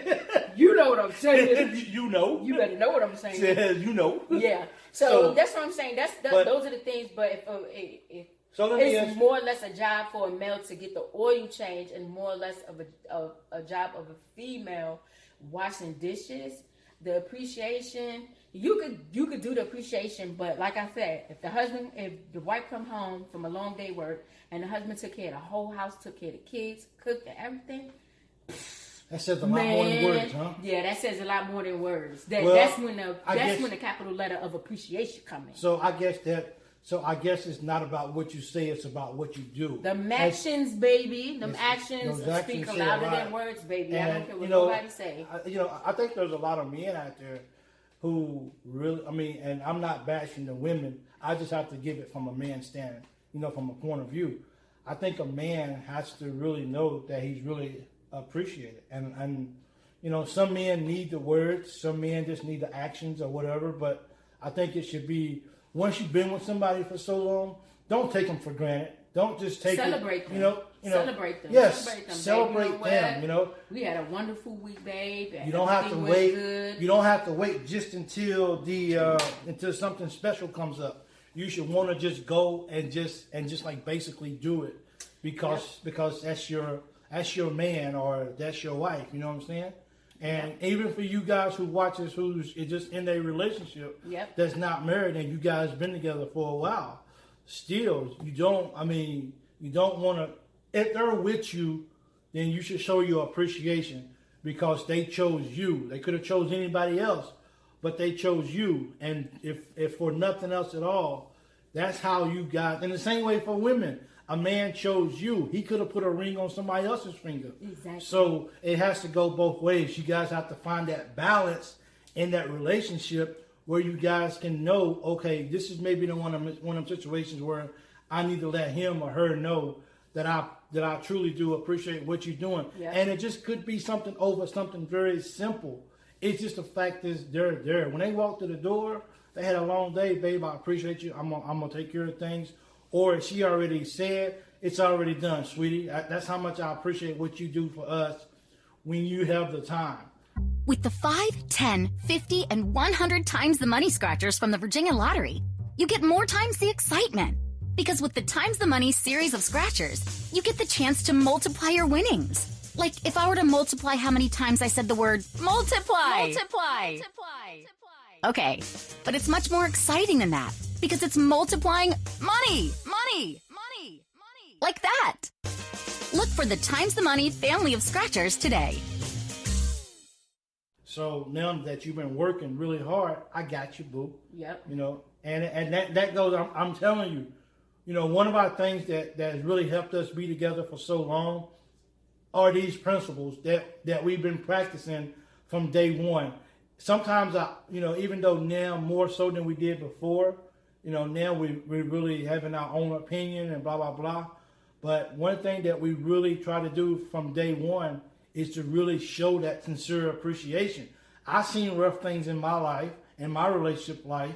She's seen some bad things in her relationship. So we already know what we don't want to see. So we are giving each other what it is that we've been longing to have for years. And that's appreciation and love and respect and honor and just, under God, this is it. You know what I'm saying? So this is our life, and this has allowed us to be happy. And we formed this because we laugh so much and we show our appreciation. So I don't think, and you might be able to tell me if I'm wrong, I don't think it's ever a moment since we've been together that she hasn't felt like I appreciate her. And likewise, I've always felt like she's appreciated me. I don't think I've ever felt like that. You know what I'm saying? So we are somewhat of an outlier because we've been like this for 20 years now, and this is the foundation that we built. But if you're not like this, it's never too late to start this. It's never, you can start that today. Take baby steps and just show each other how much you appreciate. And just because a man is tough and strong and, masculine and everything else, it doesn't mean that he doesn't need that he wants to feel like he's appreciated. Don't take him for granted. Don't take her for granted. Love each other. Since I've been in so many groups, it's sad to see how many spouses are losing spouses. And it's sad. So we don't know. We have to enjoy the time that we have together. So sorry to go off like that, but this is showing appreciation. One time you went off track. And very. Did I get off track? Not really. Okay, good. So you guys show appreciation. That's it. So you want to end it? Yeah, I guess. You did it all. You said it all, bro. I ain't got nothing else to say, bro. I'm Dr. Spence. But anyway. Yes, we are not counselors. There you go. That's a disclaimer. We're not counselors. We're just a couple that's been married and been through some things. And we just But you know what? That's my baby. Right there. Stuff. Look, she don't want me to touch her right there. That's okay. I still love you, though. But we really appreciate you guys. Also, down in the link of this, We do have some wonderful podcasts out there that you guys can look at, listen to, and the links are at the bottom. So don't be afraid to go listen to that. Thank you guys for the support.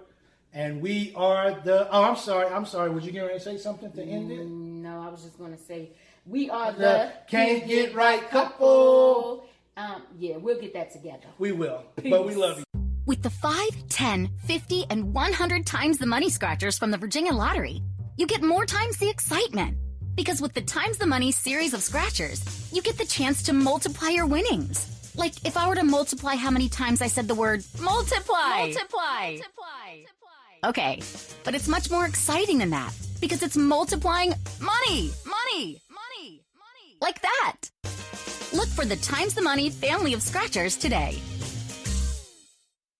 With the 5, 10, 50, and 100 times the money scratchers from the Virginia Lottery, you get more times the excitement.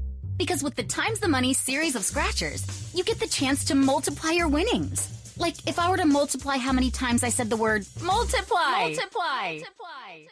Okay, but it's much more exciting than that because it's multiplying money. Like that. Look for the Times the Money family of scratchers today. The Starlight Lounge presents an evening with the Progressive Box. Moon, yeah. That's Hugo, tickling the ivories. He just saved by bundling home and auto with Progressive. Gonna finally buy a ring for that gal of yours, Hugo? Send her my condolences. Hi-oh! This next one's for you two. There's a burglar in my heart. Thank you. Progressive Casualty Insurance Company and Affiliates. Discounts not available in all states or situations. And welcome to Jokes for Clicks, guys. This is Michael Buckheisen. This is live, raw, and uncut sports talk on another beautiful day here in the world. Tuesday morning, 70 degrees outside. We cannot ask for much better weather than we have going on right now in the world. We had a little heat wave, about a week and a half ago. It sucked, 110 degrees, 120 heat indexes. It sucked, I ain't gonna lie. But I'll take that if we can get 70 degrees in this last day of July, or two days from being July. Last 2 days in July, I should say. My words are getting all types of twisted up there. But guys, we are officially 2 days away from the NFL preseason. Still got a little while to go for the regular season, 30 some days. I don't have the exact number in front of me anymore. I probably should have put that tracker app on my phone. That would have been pretty cool. But it's over a month away. I believe the first kickoff is September 8th or something to that effect.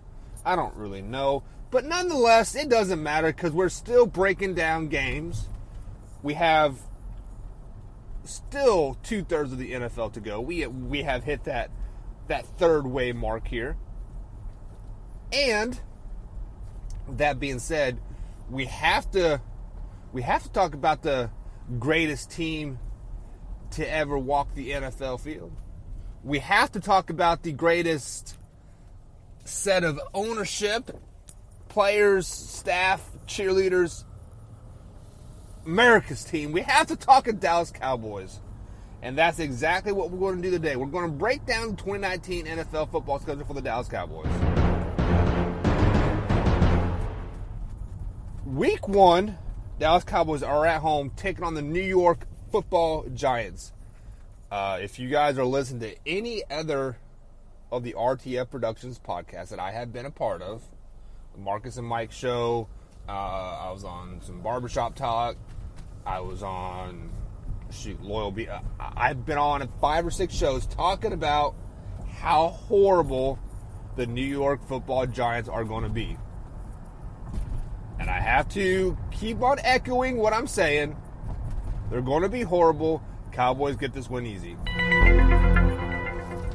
Going on to week 2, traveling to the Washington Redskins. Washington Redskins are kind of the team what are they going to do? What are they going to do? When I initially made these picks, I did not really look at the Washington Redskins schedule, roster. They did not lose a lot of people from last year when they were 6-3 in the talk of the NFL, talking about winning the NFC East. Then, of course, they lost 7 straight games when Alex Smith went down with a broken leg. Like not even a couple quarters later, another quarterback goes down with a broken leg, and then the next game, another quarterback goes down with a broken leg. So the biggest issue that I have for the Washington Redskins is their quarterback play. Are they going to start Dwayne Haskins? Are they going to start Chase Keenum? Is Alex Smith going to make an appearance this season? With all those questions looming, I got to go with the Dallas Cowboys in Week 2, beating the Redskins. Week 3, back at home, taking on the Miami Dolphins. Miami Dolphins are another team that's going to be not very good. With that being said, Cowboys win easily. Now we kind of get into the meat of the schedule. Kind of getting into some better games. Getting tired of these little snooze fests. Right now we're starting off 3-0. Going into Week 4, traveling to the Superdome to take on the New Orleans Saints. You guys remember last year the Cowboys went in to the Superdome, beat the Saints. I believe it was Sunday Night Football. I was traveling, watching that game on my phone in the car. What were we traveling? We had to been traveling to Kansas or something. I'm not for sure. But I think the Saints topped the Cowboys in this one. Drew Brees, Michael Thomas, Kamara, just too much for the Cowboys this Week 4. Back at home, Week 5, taking on the Green Bay Packers. This Green Bay Packer team concerns me and confuses me and excites me all at the same time. Aaron Rodgers seems to have a little pep in his step, but also has a little hatred in his heart a little bit. Kind of like when you get that new boss and you're kind of like, I don't really want to like him, but he's doing good things. I think that's kind of what's going on with Matt LaFleur and Aaron Rodgers right now up there in Green Bay. But Week 5, I do have the Cowboys beating the Packers just because Cowboys are at home, and I think the Packers are going to still kind of be finding their groove at that point. Week 6, traveling to New York to take on the New York Jets. This game has the makings of a good game. You have two of the top tailbacks in the league, and Le'Veon Bell and Ezekiel Elliott, if Zeke shows up to camp or to the season. So, quarterback play. I'm not too much worried about the quarterback play for the New York Jets. I'm more worried about the receiver play. They've had a lot of suspensions lately, so I'm picking the Cowboys. Next week, Week 7, back at home, taking on the Philadelphia Eagles. This is probably going to be the game of the week, depending on how the Eagles are. If Carson Wentz is still healthy. Because if Carson Wentz go down, the Eagles are screwed. But I do have the Cowboys winning this game going into the bye week. Bye week is Week 8, so all you fantasy owners, keep that in mind. Make sure you have somebody, the New Orleans tailback or the Chargers quarterback or tailback, Rams tailback. Zeke will be on a bye week this week. But Week 9, coming off the bye week, traveling to the New York Giants. Come on. Giving us 2 weeks to prepare for the Giants, that's a win. Week number 10, back at home, taking on the Minnesota Vikings. This one, I don't know what to really think about this game. I want to be high on the Vikings. I'm high on the Cowboys, obviously. They are my second team in the NFL. But I think the Vikings come into Texas Stadium and they give the Cowboys a loss at home. Setting up a Week 11 matchup, going to the Silverdome to take on the Detroit Lions at Detroit. Detroit, I don't know what you guys are. You guys traded away Golden Tate. You guys traded away a couple tailbacks and linemen. Only person you really have left on that team is Matt Stafford. That's worth a darn. that I have seen in the last year. I don't follow you guys too close in the off season, but maybe you guys are making strides. Cowboys beat the Lions. Setting up a matchup in Week 12 where the Cowboys are traveling to New England. This is going to be a staple on the Cowboys season. They're going to go into Foxborough. They're going to play a great game. Just like how we played great against the Saints last year, it's going to be the exact echo. It is going to be a battle. It is going to come down to the last second. Who has the ball last? Cowboys had the balls last. The Cowboys win. Giving us a Week 13 matchup at home, taking on the Buffalo Bills. Buffalo Bills are being projected to be pretty darn good. Maybe to top the Patriots in that AFC East. But they don't top the Cowboys in Week 13. Cowboys win. Give us a Week 14 matchup at Soldier Field, taking on the Chicago Bears. Who wants to travel to Chicago in December? Very few people do. Chicago Bears love it. Dallas Cowboys, a dome team, a warm weather team. That little bit of wind coming off the lakes going to cut through their bones. It's early December. It's cold. Might be raining. I'm giving the Chicago Bears the win in this game, but no doubt in my mind does this mean that the Bears will beat the Cowboys in the playoffs. So keep that in mind. But the Bears do win the regular season matchup. Giving us a next matchup, Week 15, taking on the LA Rams. This is a revenge game. You guys remember how the Rams ran the ball down the Cowboys' throat? They beat up the defensive line. You remember how the Cowboys couldn't convert a third and short? I'm talking like 4, 3, 2, 1 yards. They added that with Jason Witten. They added that tight end. Cowboys win this one. They get revenge. They lay it on them. Give us a Week 16 matchup. Traveling to Philly. This one, I initially marked as a win. And I'm going to stick with my guns and keep it as a win. But it would not surprise me if Philly win this game. I mean, it's at Philly. It is a division foe. We haven't broke down the Philadelphia Eagles schedule yet, so we don't know where they're standing at this point. But Cowboys might be in cruise mode a little bit.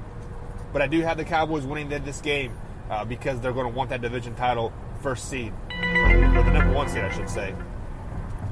Giving a Week 17 matchup versus the Washington Redskins at home. We said this earlier in the year.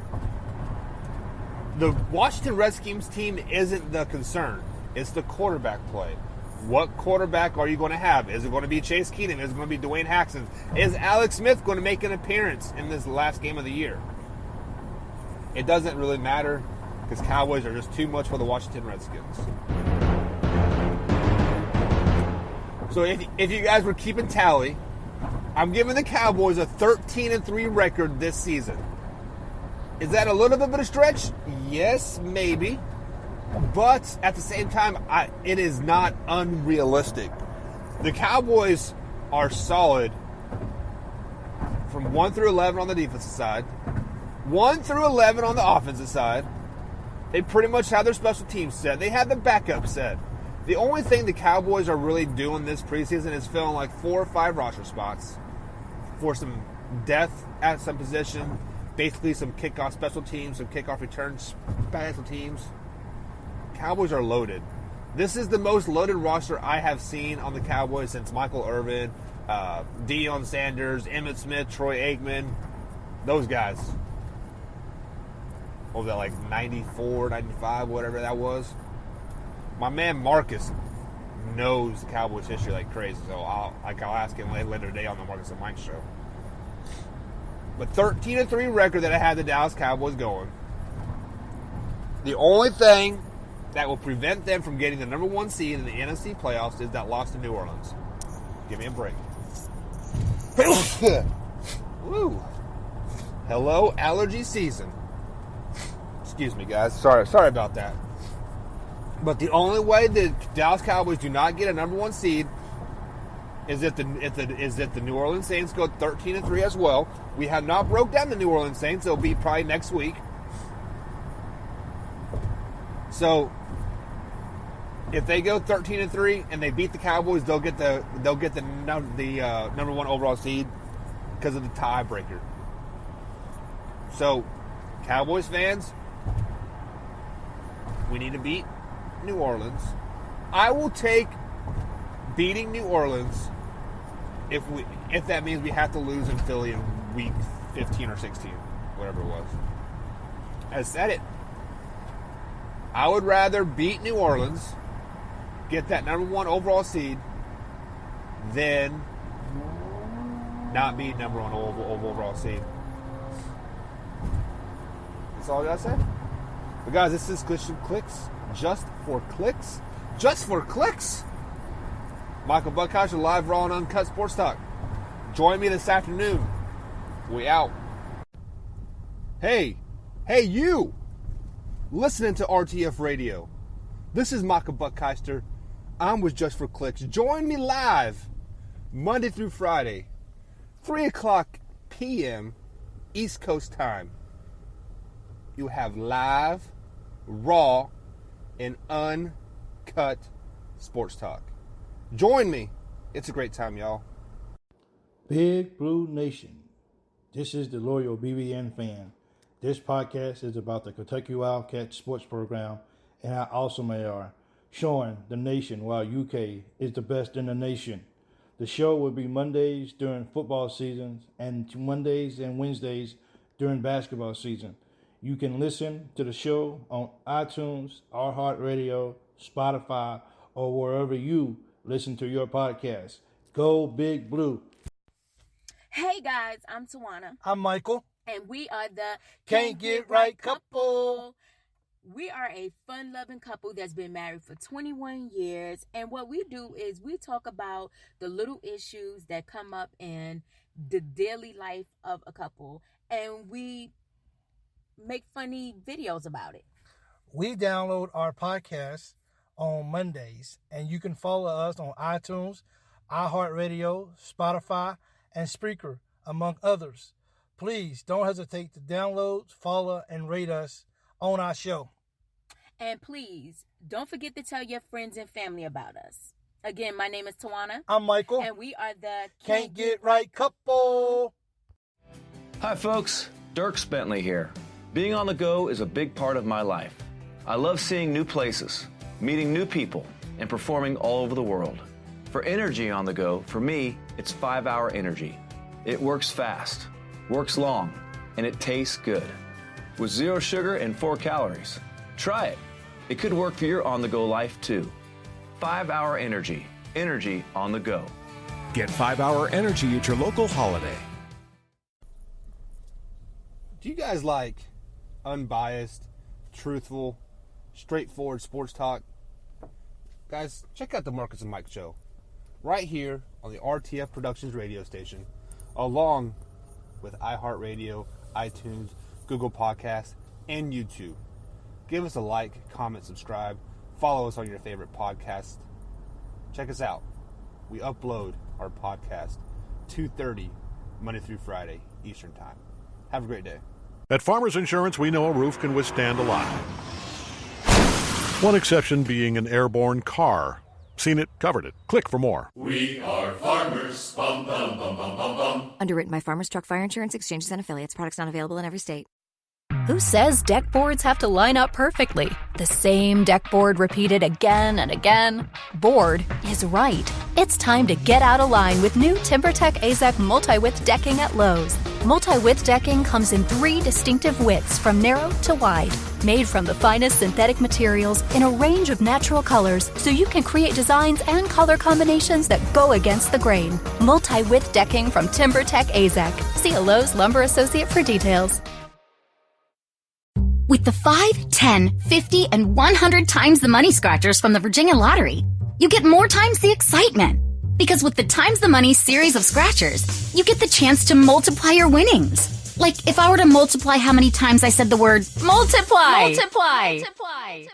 Okay, But it's much more exciting than that because it's multiplying money. Like that. Look for the Times the Money family of scratchers today. What's up, saucers? Welcome back. Today we got Skeets. Hey. Brandy. Hey. Brittany. Brown. Awesome. Yay. And yours truly. So you're newly single, Brittany. Let's just jump right into that. Yeah, I am actually. How's that going? Great. Great. I'm about to be on my hoe shit. Yeah, what is hoe? How are we gonna hoe it up, Skeets? I have no idea how you hoe it up. I just heard that term tonight. Well, from you all. I'm gonna hoe it up with you. And so. Brittany did her nails, so I thought that was hoeing it up, but I don't know if that's a step in the process of hoeing it up or not. How you gonna hoe it up? I mean, my life is just me hoeing it up. Well, there's that. Like, I lived a hoe life. Here's how I'm gonna start. Brittany, you wanna paint my nails? Yeah. So that way we can hoe it up together. Yeah. So she's gonna paint my nails during this. Apparently painting your nails is hoeing it up. Yeah. I love it. But here's what else we're gonna do tonight. I didn't know. We're gonna auction off a date with Brittany. Oh, shit. This is real shit. So we have picked a number between 1 and 100. So all you girls, guys out there, you want a date with BB? BB. That's what they call you. Hey. It's actually Blowjob Brittany. Oh, is that what it is now? I thought it was Butthole Brittany, but... Or Butthole Brittany, either one. So wouldn't it be Blackout BJB? Anyways. He clearly needs a blowjob. Pick your number between 1 and 100. Don't pick ones that somebody else has already picked. Drop them in the comments. Whoever gets it or gets closest wins the date with Brittany. I can't paint that middle one. I know, there's a Band-Aid there. I know. As long as the geographic area matches up. Did I say that? I'm not going anywhere. Where would you go? Where would you want to go, Brittany, on this date? Ooh. Fuji House. No. Melting pot. Oh. I love the melting pot, but like somebody I don't know, I'm not traveling all the way to fucking Kenwood. No, thank you. Then they can kill me and dump me in the alley. I think not. So no serial killers. No. And you got to come to the greater Cincinnati area. But not Kenwood. That's too far north. We're talking like Cincinnati. Oh, BJ's. Excellent. Florence, y'all. Yeah, I can't talk either. And it works out for Brittany. Yeah. She gave her a blowjob at BJ's. Disclaimer, you're not getting a blowjob from Brittany on the first date. No. Maybe. But, speaking of blowjobs and Brittany, we got Brandon off camera over here. Say hi, Brandon. It's not my name. The voice. Oh, my nails look so good. This is some sexy shit, y'all.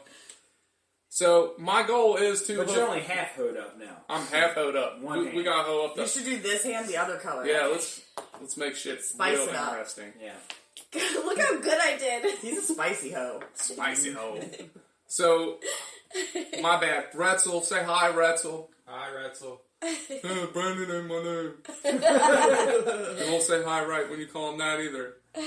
So, we've had this thing where we think that Brittany should show Retzel a thing or two. I mean, this has been going on for years. So Retzel, are you going to dick her down? I gotta pick the right number, right? Yeah, you got to pick the right number. You know I'll tell you the right number. Let me know. I'm going to let you know the right number. You're going to tell him the right number? I'll text it to you. There was one time when I babysat their kids, and Tyler told me that he thought that he was going to walk in to me and Retzel getting it on the couch while I'm babysitting their kids.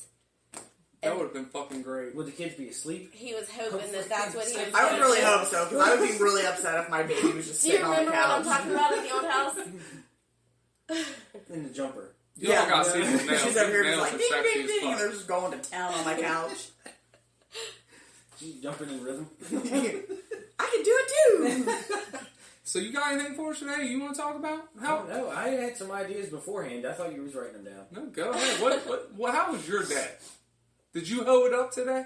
No, I did laundry today. Laundry? Yeah, and dishes. So you unhoed it up. And I vacuumed the first floor. And that's like good husband stuff right there. Seriously. He is the least sexiest motherfucker at this No, time. actually, That is the sexiest thing. Like, you want to turn me on? Send me a picture of you vacuuming my living room. Doing my dishes. Folding my laundry. It's on like Donkey Kong. If you would like to do Brandy's laundry, pick a number between 1 and 100. It doesn't matter what number it is, you're going to win. I can almost guarantee a BJ on the first laundry load. This is true. There you go. Get a date with Brittany, come do my laundry, and I'll do the BJ. This is awesome. Done. So Done and done. So look how good I did. That's really good. That is I don't know if y'all can see this shit. This is some sexy ass shit. Look at that. Like, he's actually got... that's just where your nails fucked up. Yeah, I got fucked up nails. Sadly, your nails are longer than mine. Like, you have nicer nails. Just clipped them I'm not worried today. about it. I couldn't see that side because I'm on this side. I don't know what to do now. I got pain in the nails. I don't touch nothing. You'd be like on the basic white that you make sure you show it. If my nails are alright, so what do you got for us today? You got anything you want to talk about? I mean, not really. Just more fucked up shit. More fucked up shit's always good. Have you all heard of this thing called Asgardia Space Nation? I have. I have not. So basically what this is, as you become a citizen, you have to pay a citizenship fee, and you're part of this space nation called Asgardia.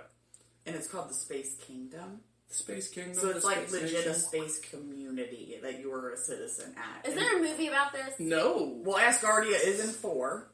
But you don't get to hang out Are you with thinking Thor. about Scientology? Tom Cruise is not going to be in Asgardia. And you can actually apply for governmental jobs. Yeah, like right now for Asgardia. They're doing an election to figure out the mayor of Asgardia. Do it some more.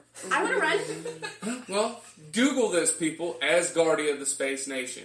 I'm not even kidding right now. This is a real thing. They got some good concepts, though. But so you're like a member of their community for... Yes, apparently You're a like citizen. when the world goes to shit, all these citizens get to go to Asgardia. I don't know. A space community. But here's something that you can do. They have their own satellite. You can upload a message. And I was reading through some of the messages. So wait, does Heimdall have... Is he there at the Bifrost? Dude, this is not Heimdall, Heimdall. It's not the same Asgardia. You're not gonna Not the same You're not thing. gonna find Odin there. But No Loki anyways, and Thor. you can upload messages. That doesn't sound nearly as fun. No, that's what I said. And I found the best one. It is, hello, Ash. If you see this before you die due to the sun melting you, congrats on surviving thus far. Now I need you to start a revolution, create a rebellion. Take back your planet, survive, be a hero. Good luck, Ash from the past. What is that from? That is one of the messages uploaded to the Asgardian satellite. So, satellite. Yeah, I guess the sun's going to melt my face off. Well, yeah. Apparently, I mean, the sun's gonna Ash thinks that the sun's going to melt us all. It is, and, but you're talking like billions of years that the sun does expand. And how are we going to take back our planet from the sun? I'm just trying to fill in the holes of Ash's message to future Ash. The sun melts us. How the fuck? Who are you taking your planet back from? The sun. We're done. We're done at that point. You'll fight the sun. We're done. I don't think There's no coming back. Well, after so long, like the sun will expand as it goes through stellar evolution. Yeah, but then there's no planet to take back. We'll end up being as close to the sun as, say, like Mercury. We'll just be a ball of molten rock at that point. Right. What would your message to future Skeeter be? I mean, there wouldn't be If pull you- out at that. There you go. Pull out. Wow. That's it. That's your groundbreaking. What is your? I would hope by then that because again, we're talking like billions of years in the future, that we figured out a way. With the 5, 10, 50, and 100 times the money scratchers from the Virginia Lottery, you get more times the excitement. Because with the Times the Money series of scratchers, you get the chance to multiply your winnings. Like if I were to multiply how many times I said the word multiply. Multiply. Okay, but it's much more exciting than that because it's multiplying money. Like that. Look for the Times the Money family of scratchers today. Get off this rock. I just want to figure out a way to get off.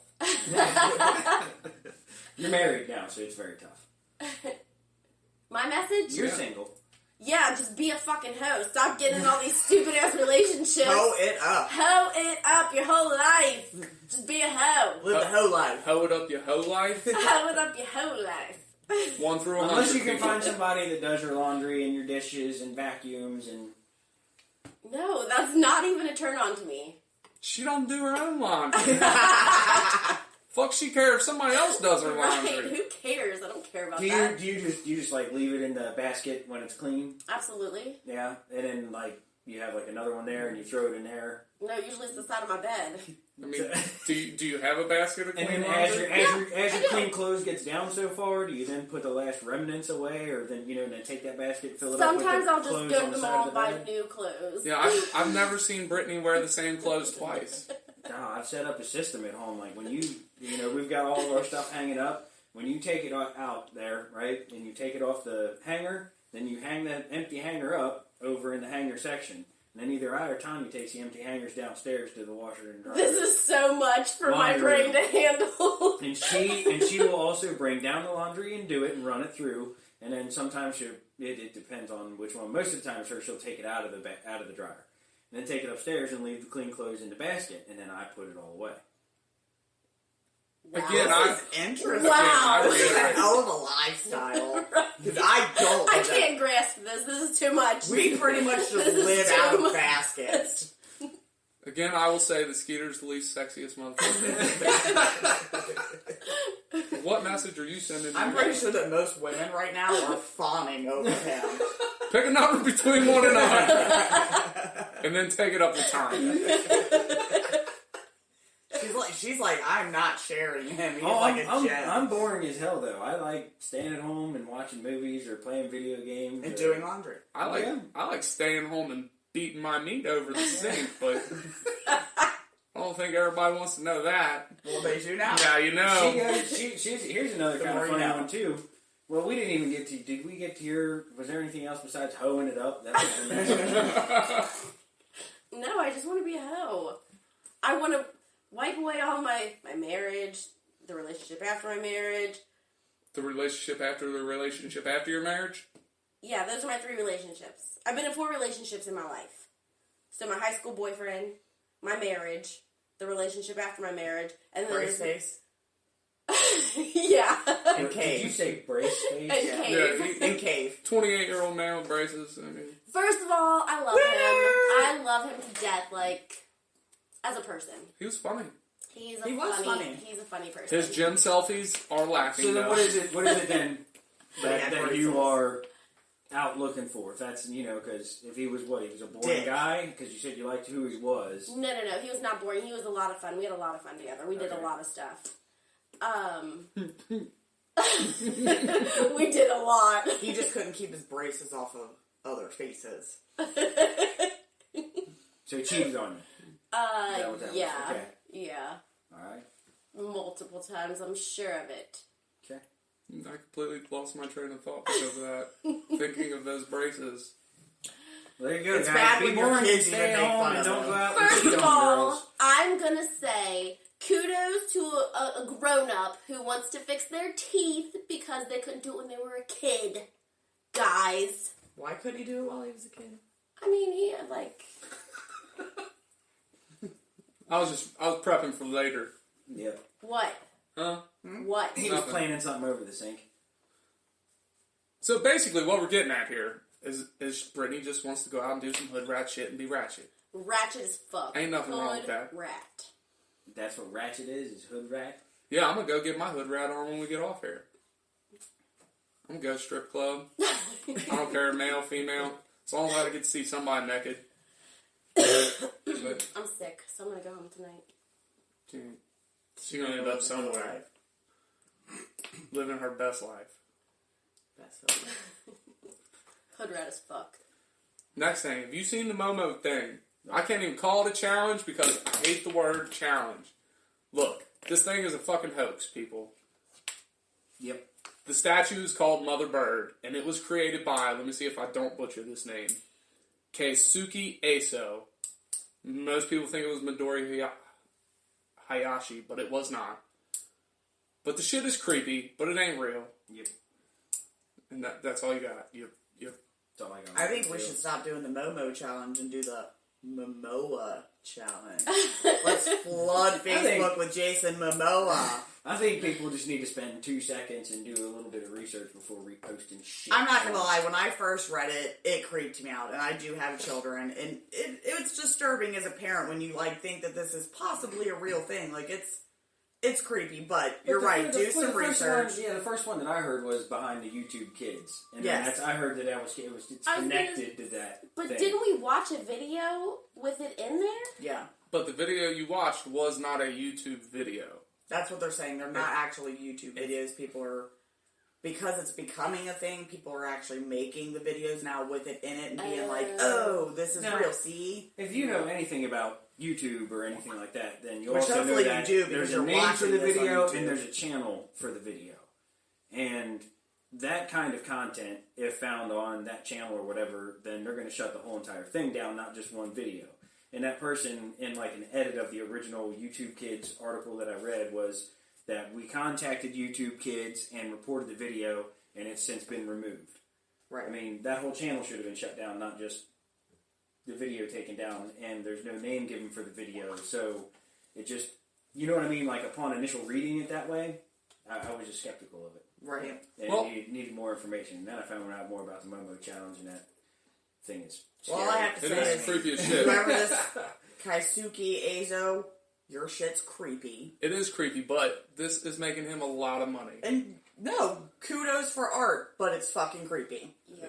You should see some of the other stuff that the guy who they think did it, Midori Hayashi, it's his art company, and they come out with some really creepy shit. Did a little bit of research before we watched this. Like, there's this one of this spider thing. Nope, you got me. You said spider But, but again, as a parent, you see something like that at first, you're like, that's pretty fucking creepy. Yeah, absolutely.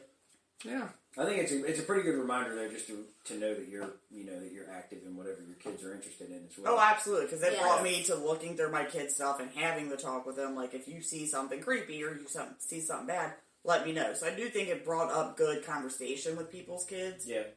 But it also stirred up a lot of anxiety and worry that just shouldn't have been there. Yeah. Correct. Is this dry yet?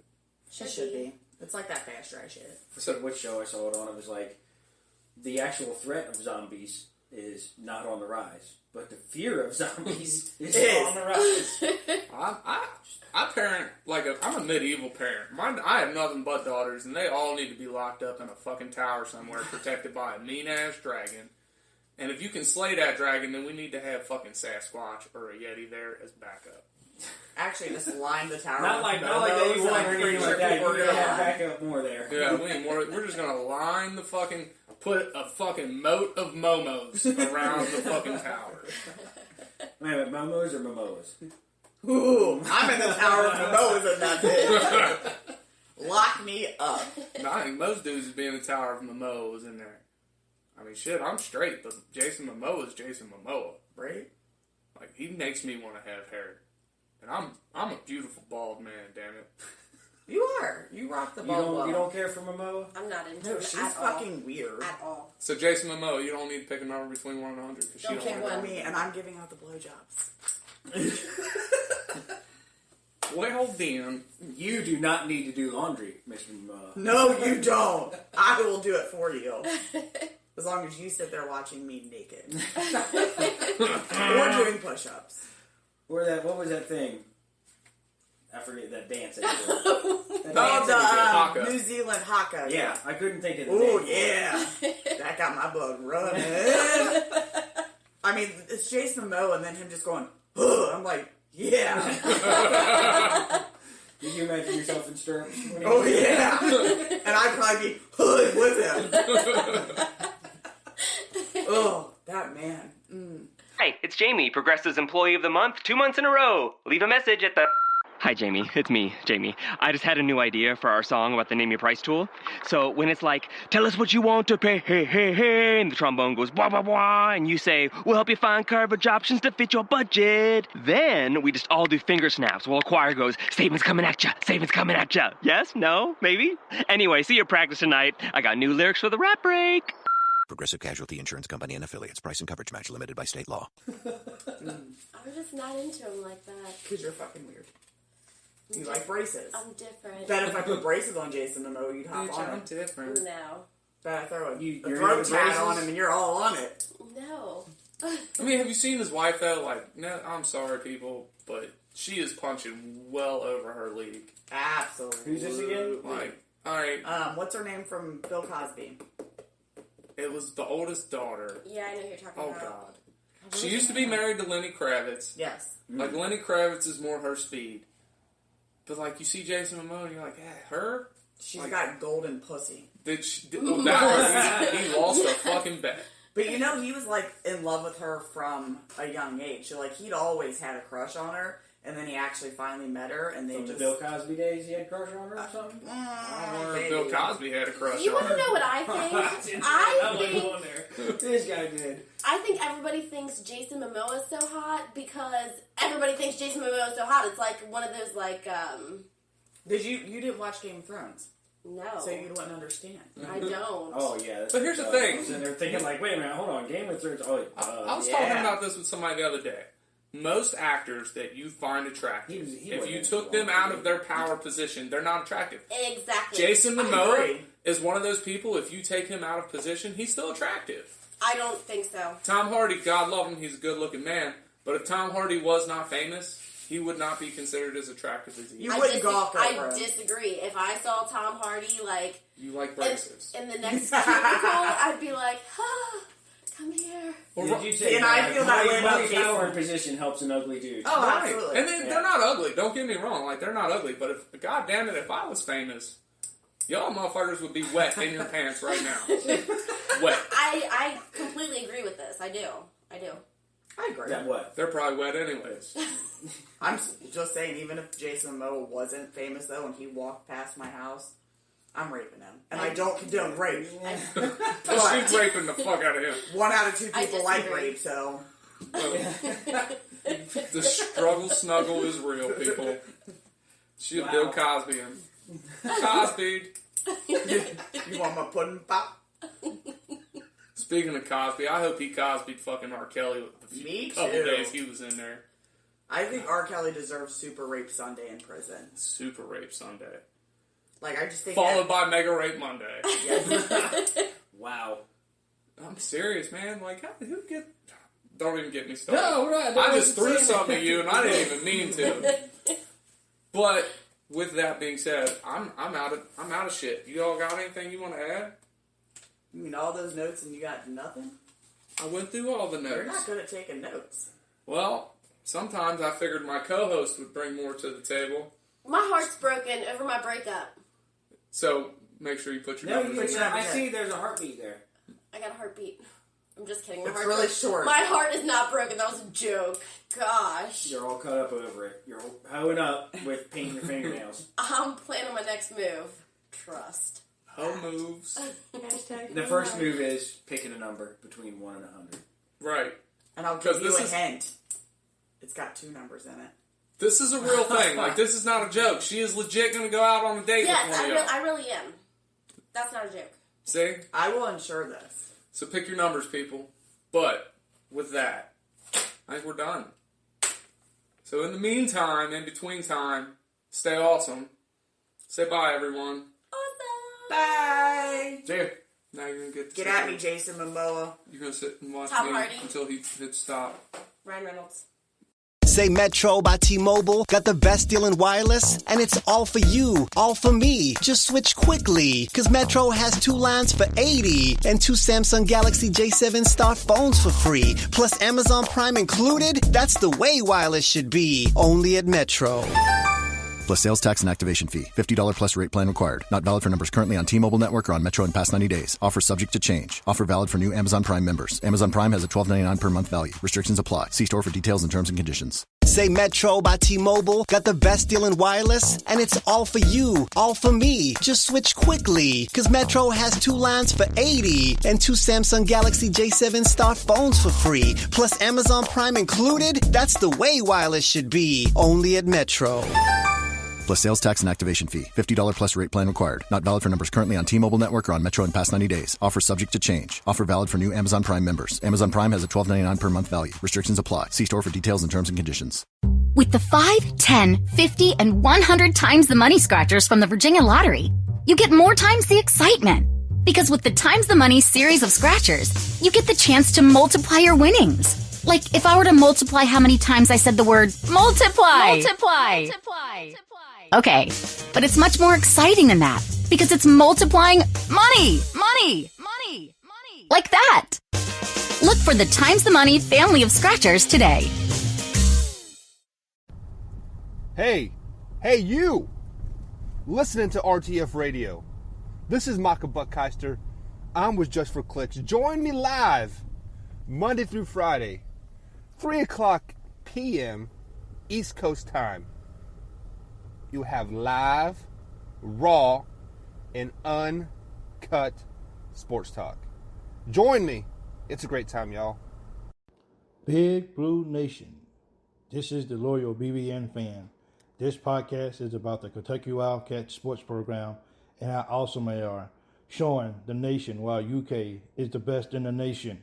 The show will be Mondays during football seasons and Mondays and Wednesdays during basketball season. You can listen to the show on iTunes, iHeartRadio, Spotify, or wherever you listen to your podcast. Go Big Blue. Hey guys, I'm Tawana. I'm Michael. And we are the Can't Get Right Couple. We are a fun-loving couple that's been married for 21 years. And what we do is we talk about the little issues that come up in the daily life of a couple. And we make funny videos about it. We download our podcast on Mondays. And you can follow us on iTunes, iHeartRadio, Spotify, and Spreaker, among others. Please don't hesitate to download, follow, and rate us on our show. And please, don't forget to tell your friends and family about us. Again, my name is Tawana. I'm Michael. And we are the Can't Get Right Couple. Hi, folks. Dirk Bentley here. Being on the go is a big part of my life. I love seeing new places, meeting new people, and performing all over the world. For energy on the go, for me, it's 5-Hour Energy. It works fast, works long, and it tastes good. With 0 sugar and 4 calories. Try it. It could work for your on-the-go life, too. 5-Hour Energy. Energy on the go. Get 5-Hour Energy at your local holiday. Do you guys like unbiased, truthful, straightforward sports talk? Guys, check out the Marcus and Mike Show. Right here on the RTF Productions radio station, along with iHeartRadio, iTunes, Google Podcasts, and YouTube. Give us a like, comment, subscribe. Follow us on your favorite podcast. Check us out. We upload our podcast 2:30 Monday through Friday Eastern Time. Have a great day. At Farmers Insurance, we know a roof can withstand a lot. One exception being an airborne car. Seen it, covered it. Click for more. We are farmers. Bum, bum, bum, bum, bum, bum. Underwritten by Farmers Truck Fire Insurance Exchanges and Affiliates. Products not available in every state. Who says deck boards have to line up perfectly? The same deck board repeated again and again? Board is right. It's time to get out of line with new TimberTech AZEK multi-width decking at Lowe's. Multi-width decking comes in 3 distinctive widths from narrow to wide. Made from the finest synthetic materials in a range of natural colors so you can create designs and color combinations that go against the grain. Multi-width decking from TimberTech AZEK. See a Lowe's Lumber Associate for details. And welcome to the Marcus and Mike Show, where we don't lift weights because we can't lift our arms over our head for the next two days. And guys, welcome Marcus to the show here, guys. Marcus, how's your day going so far? Man, I'm struggling. I lifted weights a couple of days ago, and like I could barely lift my arms over my head, man. Like I couldn't even get the soap my body very well. Like I had to struggle with the soap because my arms hurt so bad, man. The struggle is real right there, man. Damn. You better not get too spoiled here because you may not fit on the camera, so you better just tone it down a little bit. But speaking of toning it down, Neymar, a famous soccer player from Brazil. Yeah. He was accused of rape a couple years ago. All charges have been dropped. Supposedly, the girl filed a false police report and also accused 12 other people of rape in that same time frame. We've heard this before. It's time in and time again. What are your thoughts on this? Man, I really don't like putting women in jail unless they're did something egregious, and this is one of those cases that it is egregious.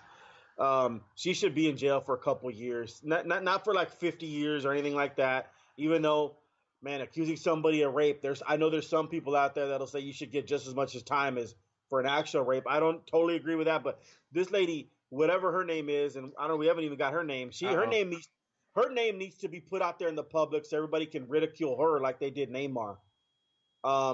Yeah, when you make a false report like that, that's pretty bad, man. There's not almost nothing worse than somebody telling you that you raped them or you committed a crime against a child. That's to be honest. I heard somebody tell me one time, "Oh, there's nothing worse than being accused of racist," and I said, "Yeah, that's pretty bad." But imagine being accused of hurting a child or raping a woman. That's worse to me. Mm-hmm. So. Yeah, so now Neymar, his name's in the mud for the past year or whatever. And this lady, whoever her name is, her name needs to be put out there. So her name is Nagelia Trinidale. She is a 27-year-old model. Okay, her model ass needs to be in jail and talking to, some of the girls I like to touch. Samantha. Yeah, how about that? Big Samantha can touch her. Yeah, I'm not joking, man. I normally don't want to see that ill will towards women like that, but man, yeah, no, this girl needs to be in jail for a couple of years. Yeah. How about a nice little 24 months there? So I'm not worried about the jail time too much. I'm worried about how about all the money that he has lost because of this? Yeah. How about all the endorsement deals that he lost because of she accused him of that? You really want women? I mean, yes, rape happens, and I get it, and some people are afraid to come out because of the shaming or whatever else comes a part of it. But when they falsely accuse, because her name went skyrocketing, she probably accused him of rape falsely because she was a struggling model, and she's like, if I do this, I'm going to get some money. My name's going to get out there, and I'm going to get some more gigs. So this guy deserves all the money that she made off of all the interviews, off of the publicity that she got. Plus, she owes him all the money that he lost. We've talked about this before. The Baylor guy, his name always slips my mind. He was Sean Oakman. Yeah, he was a first round talent. This guy had a 15 pack happening, and he got accused of rape, and now he's playing in a semi-league pro, a semi-pro football team down in Texas. Working at a car wash, making $10 an hour. That woman has come out and said it was a false accusation. So he lost millions upon millions of dollars because of somebody falsely accusing her. Yeah, and not only do you hurt other men in this situation, but she's really the woman that accused Neymar, whatever her name is. What's her name again? Nagelia Tyndale, I think it was. Nagelia, you are hurting other women out there that actually do get raped. Yeah. That are afraid to come out because of this backlash.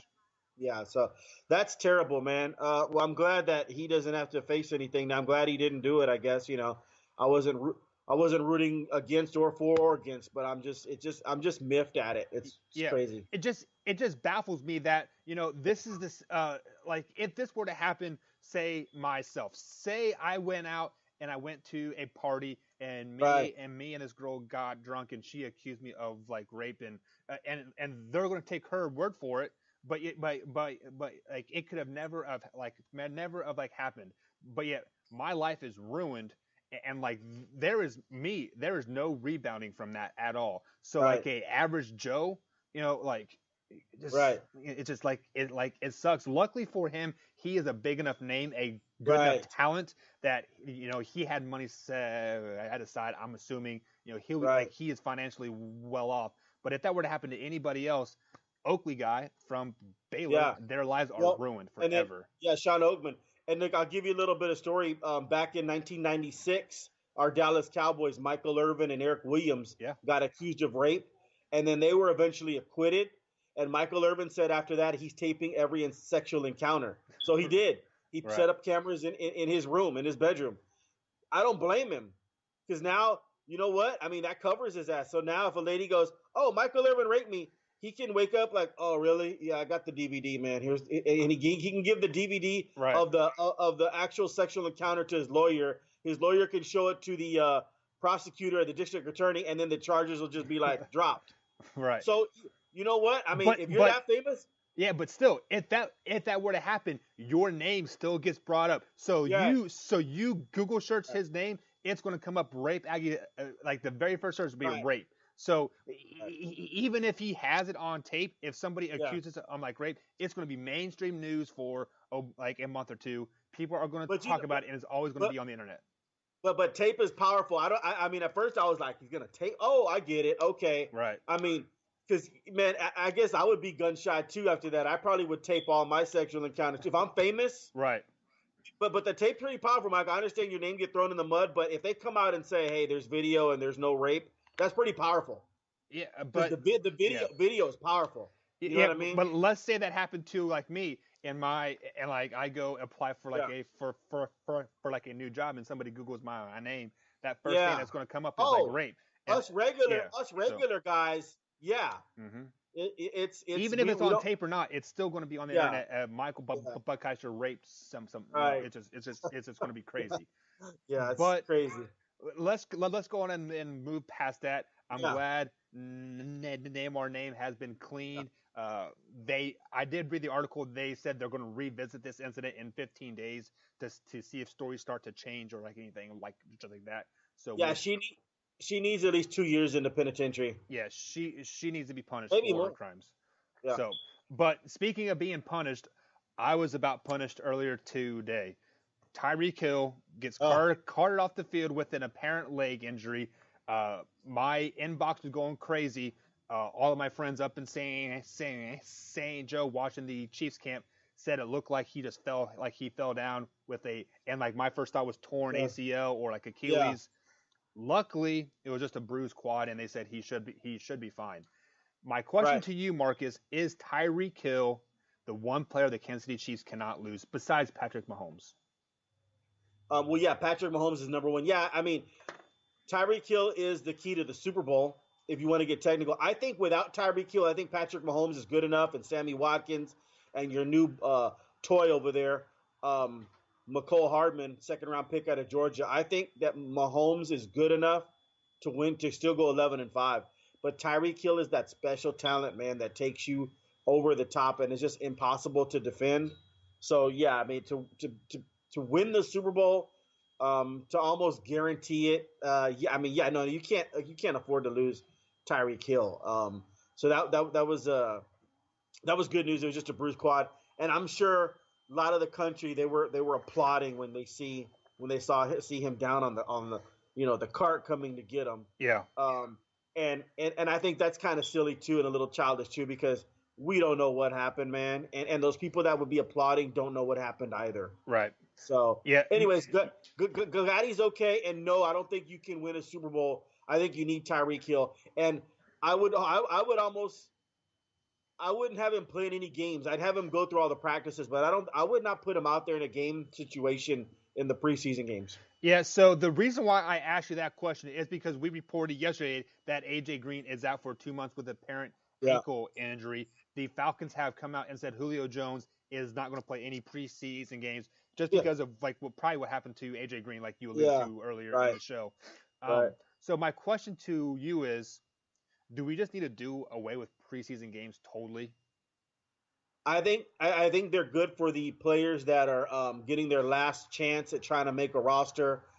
I think it should be 2 preseason games. Okay. Man, and I think people know this a little bit. People don't know how hard it is to make it to the NFL. There's about 30,000 college players. Right. And think about this. People laugh at the 7th round pick, like the 240th pick, right? Think about this. If your son was the 240th pick to the Tampa Bay Buccaneers, and they picked him out of 30,000 qualifiers, right? That's a big deal. Yeah. And you're happy as hell. You're going to be flying to Tampa Bay to watch your son, and you're going to be talking to, it won't be John Gruden. You'll be talking to the couple of coaches after John Gruden, and he's going to talk to you and be like, yeah, we picked your son in the 7th round because of this, this, this. This is all calculated stuff. Mm-hmm. The 240th player selected in the NFL draft was the best in his high school and was probably the best or top 3 in his college, depending upon which college he went to. So the preseason is for guys that have been really good in college and are trying to make an NFL roster. And some of those games, you know how many players the preseason game, that's the last time they're ever going to, suit up. Because what they do is they find out they're not good enough to make an NFL roster. And so, there's arena leagues and the AFL starting. They might be good enough to do that. But some of them, that's their last. They go, you know what? I'm done.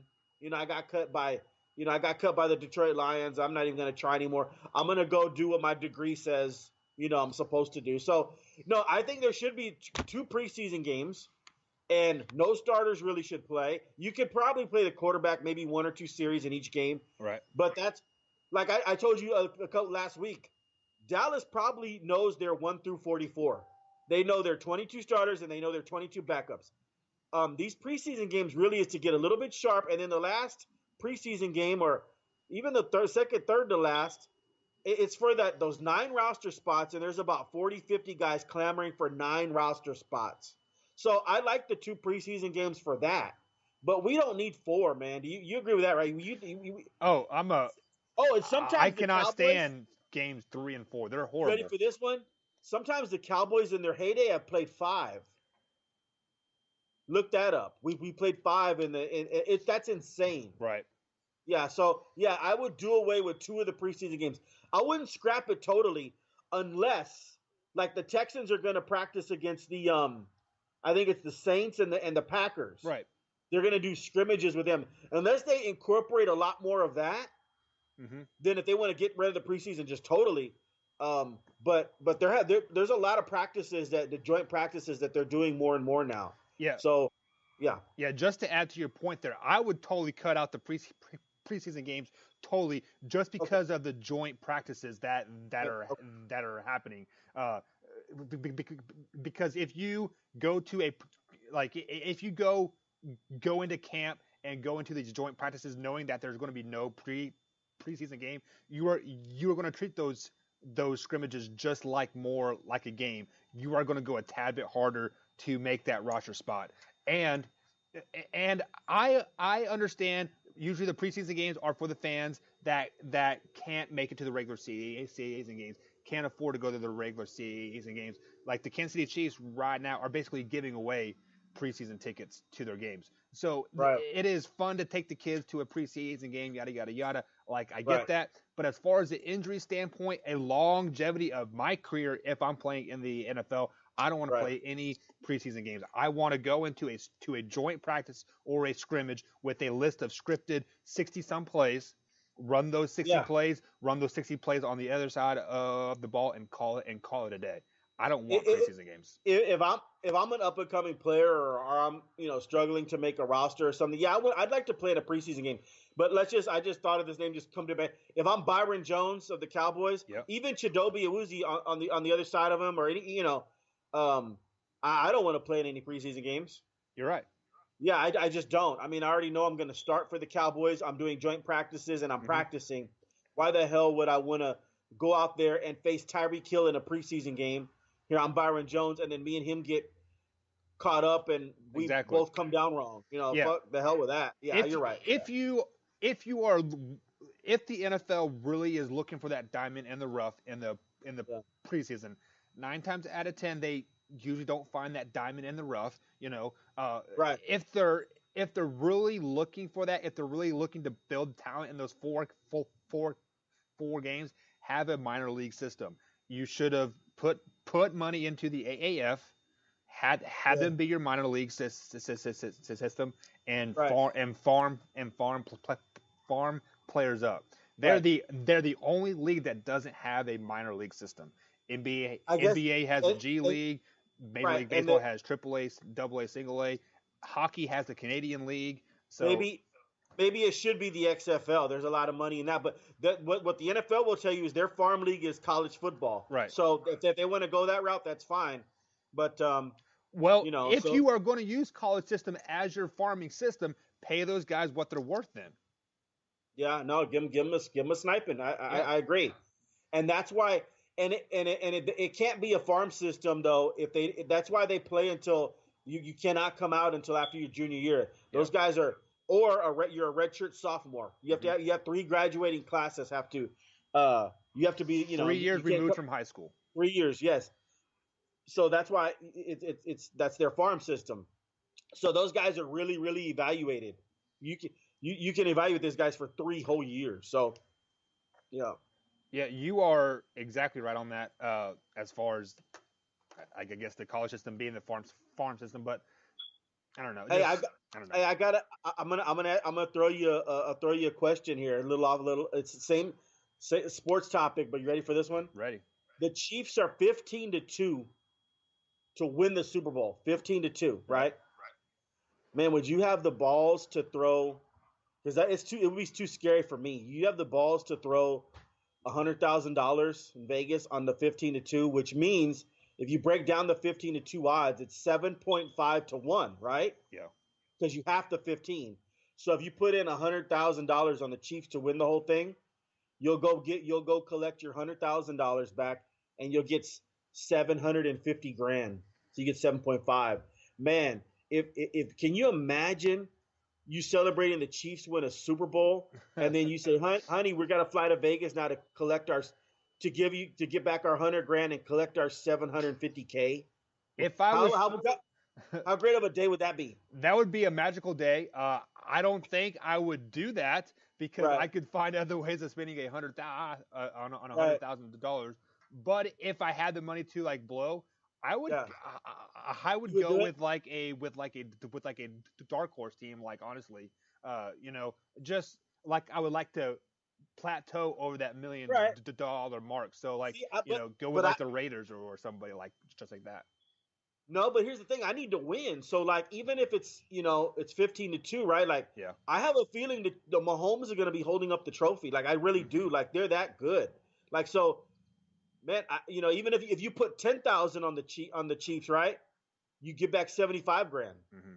Yeah, it's something to think about. I would have to do that to be honest, just because they are my team. Right. They are that good, and even if Tyreek Hill isn't playing, say he gets injured, say that quad is more than what. Say if that quad is actually like the KD injury, the calf injury, he'll be back in 10 days. I still think the Chiefs are pretty damn good. They're the best team in the AFC, even minus Tyreek Hill, because they have so much speed. I'm worried about the quad injury to a certain extent. I hate hearing stuff like that. Mm-hmm. I would tell Tyreek Hill, you just learn the playbook, dude. You are not playing. We'll see you week 1, whoever they play. Yeah, I will see you Jacksonville Jaguars. So I'll see you week 1 against Jalen Ramsey. See you later. Yeah. So speaking of Jalen Ramsey, that just came into my head. He was ranked the 27th player in the NFL by the NFL Network. Right. He didn't even play last year. How can he be a top 100 player if he didn't even play last year? Man, he's that good. I mean, he didn't play last year at all? He got hurt really early, like second or third. I was going to say, I thought I saw him last year. I swear he was guarding DeAndre Hopkins. Man, he's that good. To be honest, we can talk all about Charles, the players after Deion Sanders. Yep. Okay, the Champ Baileys and Charles Woodson. He's in that mold, if not even better than them. Okay. I mean, think about that for a second. AJ Green's ready to fight him. You know what I mean? Because he covered him so well, to be honest. That's just the reality. I mean, he's that good. He's that guy. And so when the Cowboys had that draft and they took Ezekiel Elliott, they could have taken Ramsey. So, I mean, and I'm glad they took Elliott. I'm not that's fine. But so I'm not complaining about it. I'm just telling you that Ramsey is that dude. He's that special. And then he has AJ Bouye on the opposite side of him. Man, Jacksonville Jaguars are the real deal. They just needed a quarterback, and they found one. That's why, to me, the AFC South, is the best division in football, easily. When the Tennessee Titans are the worst team in that division, and Tennessee is one of those teams where you can never sleep on them. No, hell no. I mean, if you at one point, at any point in your preparation for Tennessee, say, we're playing the Titans, man. It's it's whatever. It's not like we're playing the Saints or you'll get your ass handed to you. Yeah. And just to add to your point there, the Jacksonville defense, they took shots this past year saying that they were trash, they were overrated, yada, yada, yada. Right. The only reason why the Jacksonville defense didn't look as good as they did the previous year was because they didn't have as many takeaways. That defense was still a top 10 defense in the NFL last season, just didn't have as many takeaways, and it's hard to win ball games when your offense cannot score. Right. So when you're losing games 6-0, 9-0. I mean, it's very, very I mean, tough. and when you get those takeaways, that's a great thing to have. I mean, there have been average defenses that have been in the Super Bowl or been close to Super Bowl. Yep. And average defenses, but they had a lot of takeaways, and they have a really good offense. So the 2009 Saints come to mind. I think they had like an NFL record, like 40-something turnovers.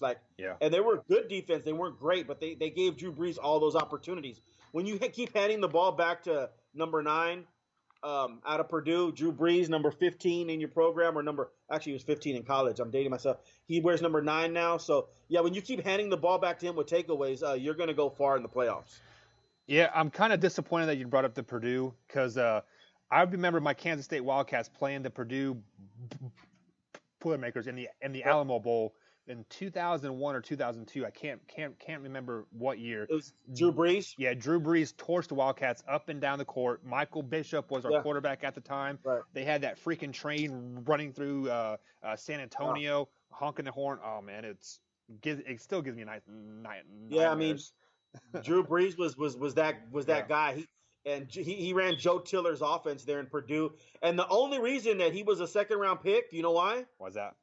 Because he's 4 or 5 inches shorter than you. Yep. That's why. If he was your height, Drew Brees would have been a lottery select. He'd have been a high draft pick. But since he was 6 feet tall, closer to my height, that's why he goes in the second round. So I'm going to tell you right now, we've evolved a little bit. The GMs and the scouts. If there was a talent like Drew Brees right now, you saw Kyler Murray went right number 1. Yep. If Drew Brees had a clone and he was playing for Ohio State and he was that good in the ways he would be the number 1 pick. Yeah, he would. Yeah, the only reason Drew Brees he went in the second round. He wasn't a first round pick because of his height. Everybody was all scared of it. Yep. We're not scared of that anymore. It's not a factor. Well, thanks to Drew Brees, we're not scared of that anymore. So absolutely, he's part of that. Yep. Yeah, we talked a little football. We talked a little bit of soccer. Talked a little rape allegations or whatever. Yeah. Let's go ahead and jump into the Atlanta Falcons. We're going to break down their schedule for today. They are a below average team, in my eyes, year in and year out. They're in a tough division, and it's hard to get over that hump when you're consistently battling the Saints and Carolina and even Tampa Bay, 6 times a year. So let's go ahead and break down their schedule real fast. Week 1, they're traveling to Minnesota to take on the Vikings. Who do you got winning that one? No, I'll take the Vikings in that one. And it's real quick on Atlanta, man. I mean, dude, they're like a couple of plays away from winning the Super Bowl a couple years ago. I mean, all they had to do, Kyle Shanahan, all he had to do was run the football. Right. And he's a Super Bowl champion. And they had a good running back in Freeman, and all they had to do was run Freeman, and they're Super Bowl champs. So that's crazy. I would never be able to forgive them if I'm an Atlanta Falcon fan for that. But anyways, they're average now. That's what made me think, damn, weren't they just in the Super Bowl a couple years ago? Now they're average. I'll go ahead and take Minnesota to win that game, week 1. The reason why they're average is because they have a $100 million quarterback with no money to put around him.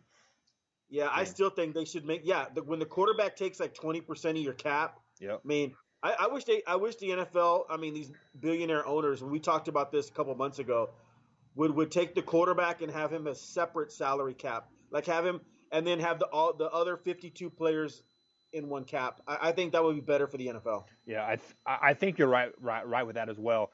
Week Okay. 2, we've already picked as one. They have Philly at home. You have Atlanta beating Philly. Yes. I have them losing to Philly. So giving us a week 3 matchup when they travel to Indianapolis, Indiana to take on the Colts. Who do you got?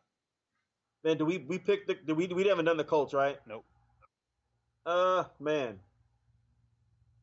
I'll give them a loss here. They're 1-2. They're not going into Indy and winning this game. Yeah, I agree with you there. I think the Colts are just too good. They're too deep, and they have to get every win they can. And this is a kind of one of those gimme wins that they have to get. So they're week 4. They're back at home taking on the Tennessee Titans that we just talked about. You cannot sleep on them. Who do you got? Yeah, they're at home. They're in the dome. And I'll go ahead and take Atlanta. They're going to do a win-loss thing here for me. Yeah, I had them beating Tennessee as well, giving them the first win of the year. As we cannot sleep on Tennessee, they don't really travel very well on the road for some reason. Historically bad on the road. Speaking of the road, they are traveling to Houston week 5 to take on your Texans. Who do you got?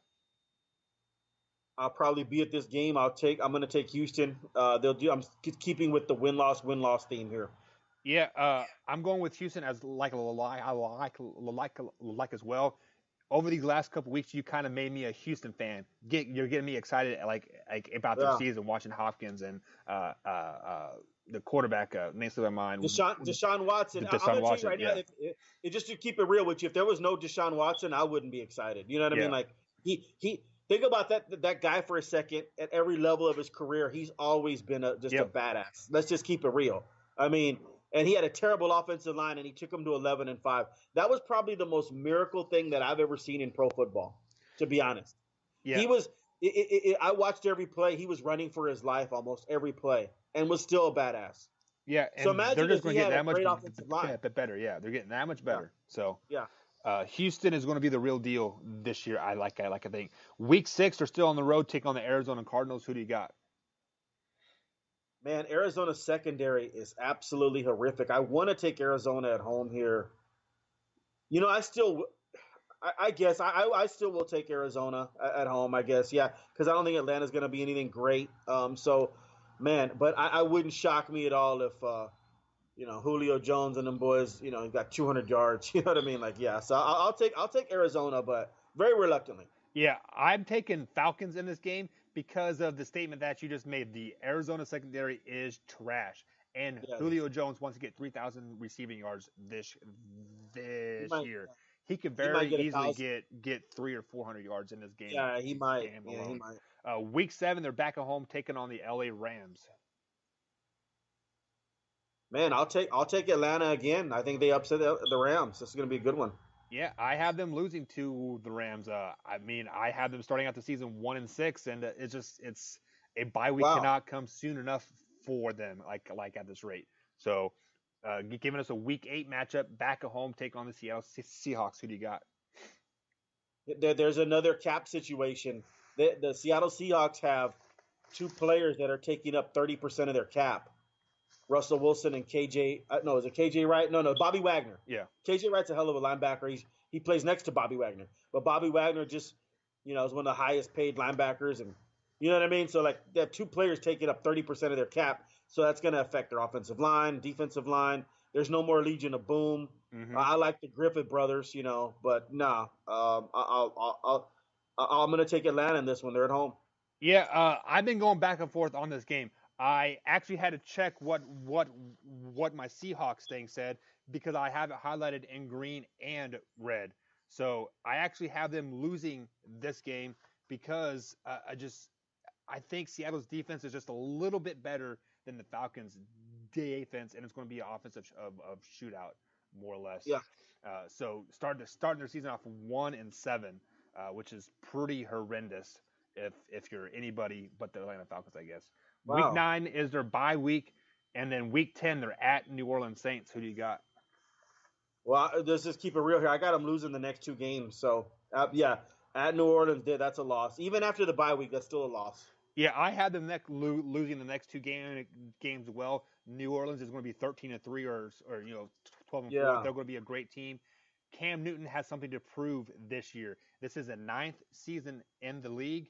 He's only had 3 winning seasons. This might be his 4th one. So you talking about Cam? Yep, Cam Newton. Yeah, okay. Yeah, so jumping on to week 12, they're taking on the Tampa Bay Buccaneers. They're at home, right? I have them. I think Tampa Bay schedule. I think I have Atlanta winning this one. Okay, so I actually have Atlanta winning this one as well. The quarterback controversy in Tampa Bay has kind of got me scratching my head. So I don't think they're going to do very well, unfortunately.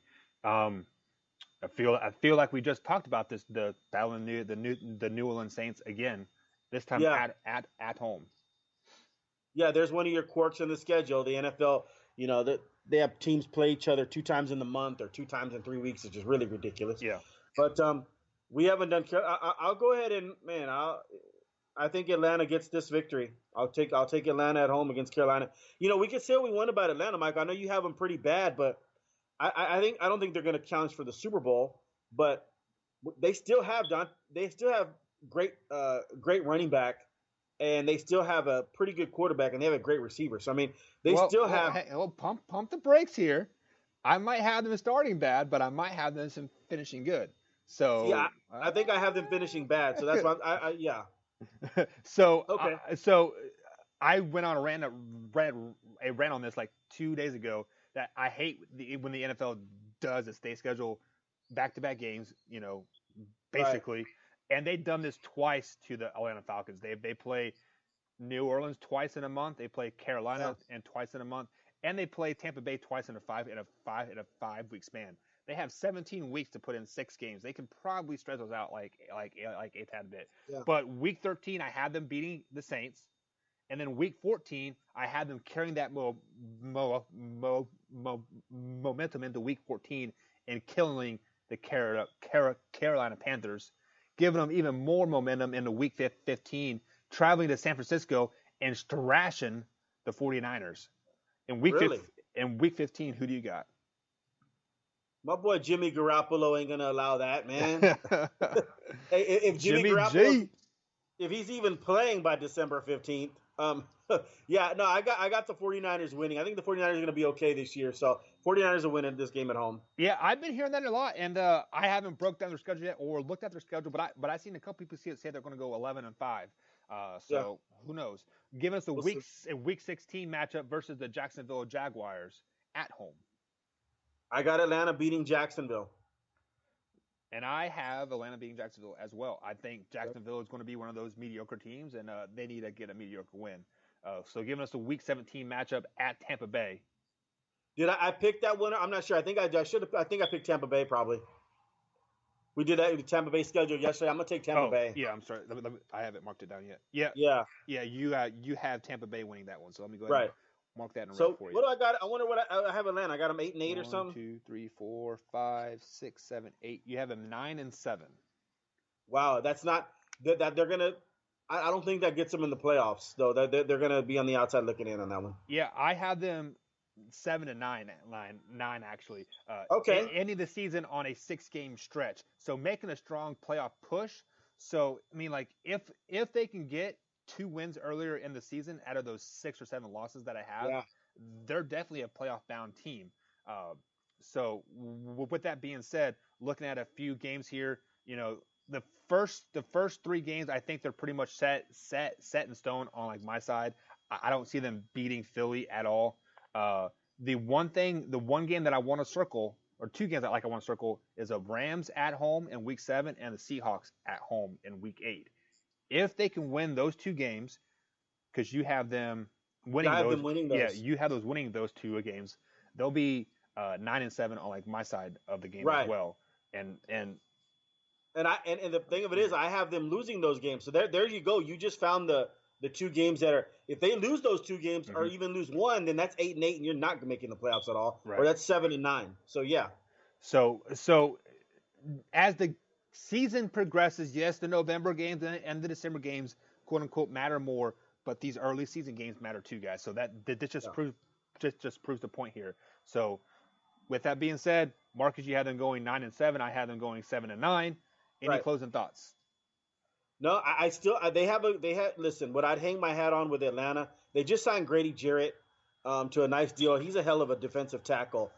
He's not he's not Aaron Donald. Nobody is. But Grady Jarrett's a pretty damn good football player. I like Vic Beasley, former Clemson Tiger there coming off the edge. I think he number 44 in your Atlanta program. I think he's a hell of a player. And listen, I hang my hat on. They have a triplets there. They're not as good as Michael Irvin, Emmitt Smith, and Troy Aikman, but I like Devontae Freeman and Matt Ryan and Julio Jones. I think those three alone with a decent offensive line can be in shootouts. And who knows? That's one of those. That's what the NFL is about, man. I mean, it's an 8-8 league. So you're talking Matt Ryan's going to be in those shootouts with Julio Jones and Devontae Freeman. Yeah. And was he going to win a couple of those close games, or is he going to lose a couple of those close games? And that decides whether you're 9-7 or 7-9 or 10-6 and 6-10. Yeah. Those close games. This is how the Atlanta Falcons are going to make the playoffs this season. They don't have a problem getting Julio Jones when it's 80 yards to go, to the end zone, or 60 yards to go when they're in between the 20 and the 20. The problem is getting him in the end zone. That is how they're going to win a lot more games this season and possibly go 10-6. To get Julio Jones the ball in the red zone. That's what they have to do. It's simple as that. He's like 6'6" and can jump 40+ inches. Give that man the ball. And also, listen, I think they have good receivers too. Mm-hmm. So it's the same thing. Like, I like Calvin Ridley. I gave him a second-round grade. Right. A lot of people gave him a first-round grade out of Alabama a couple years ago, but still a second-round grade is pretty good.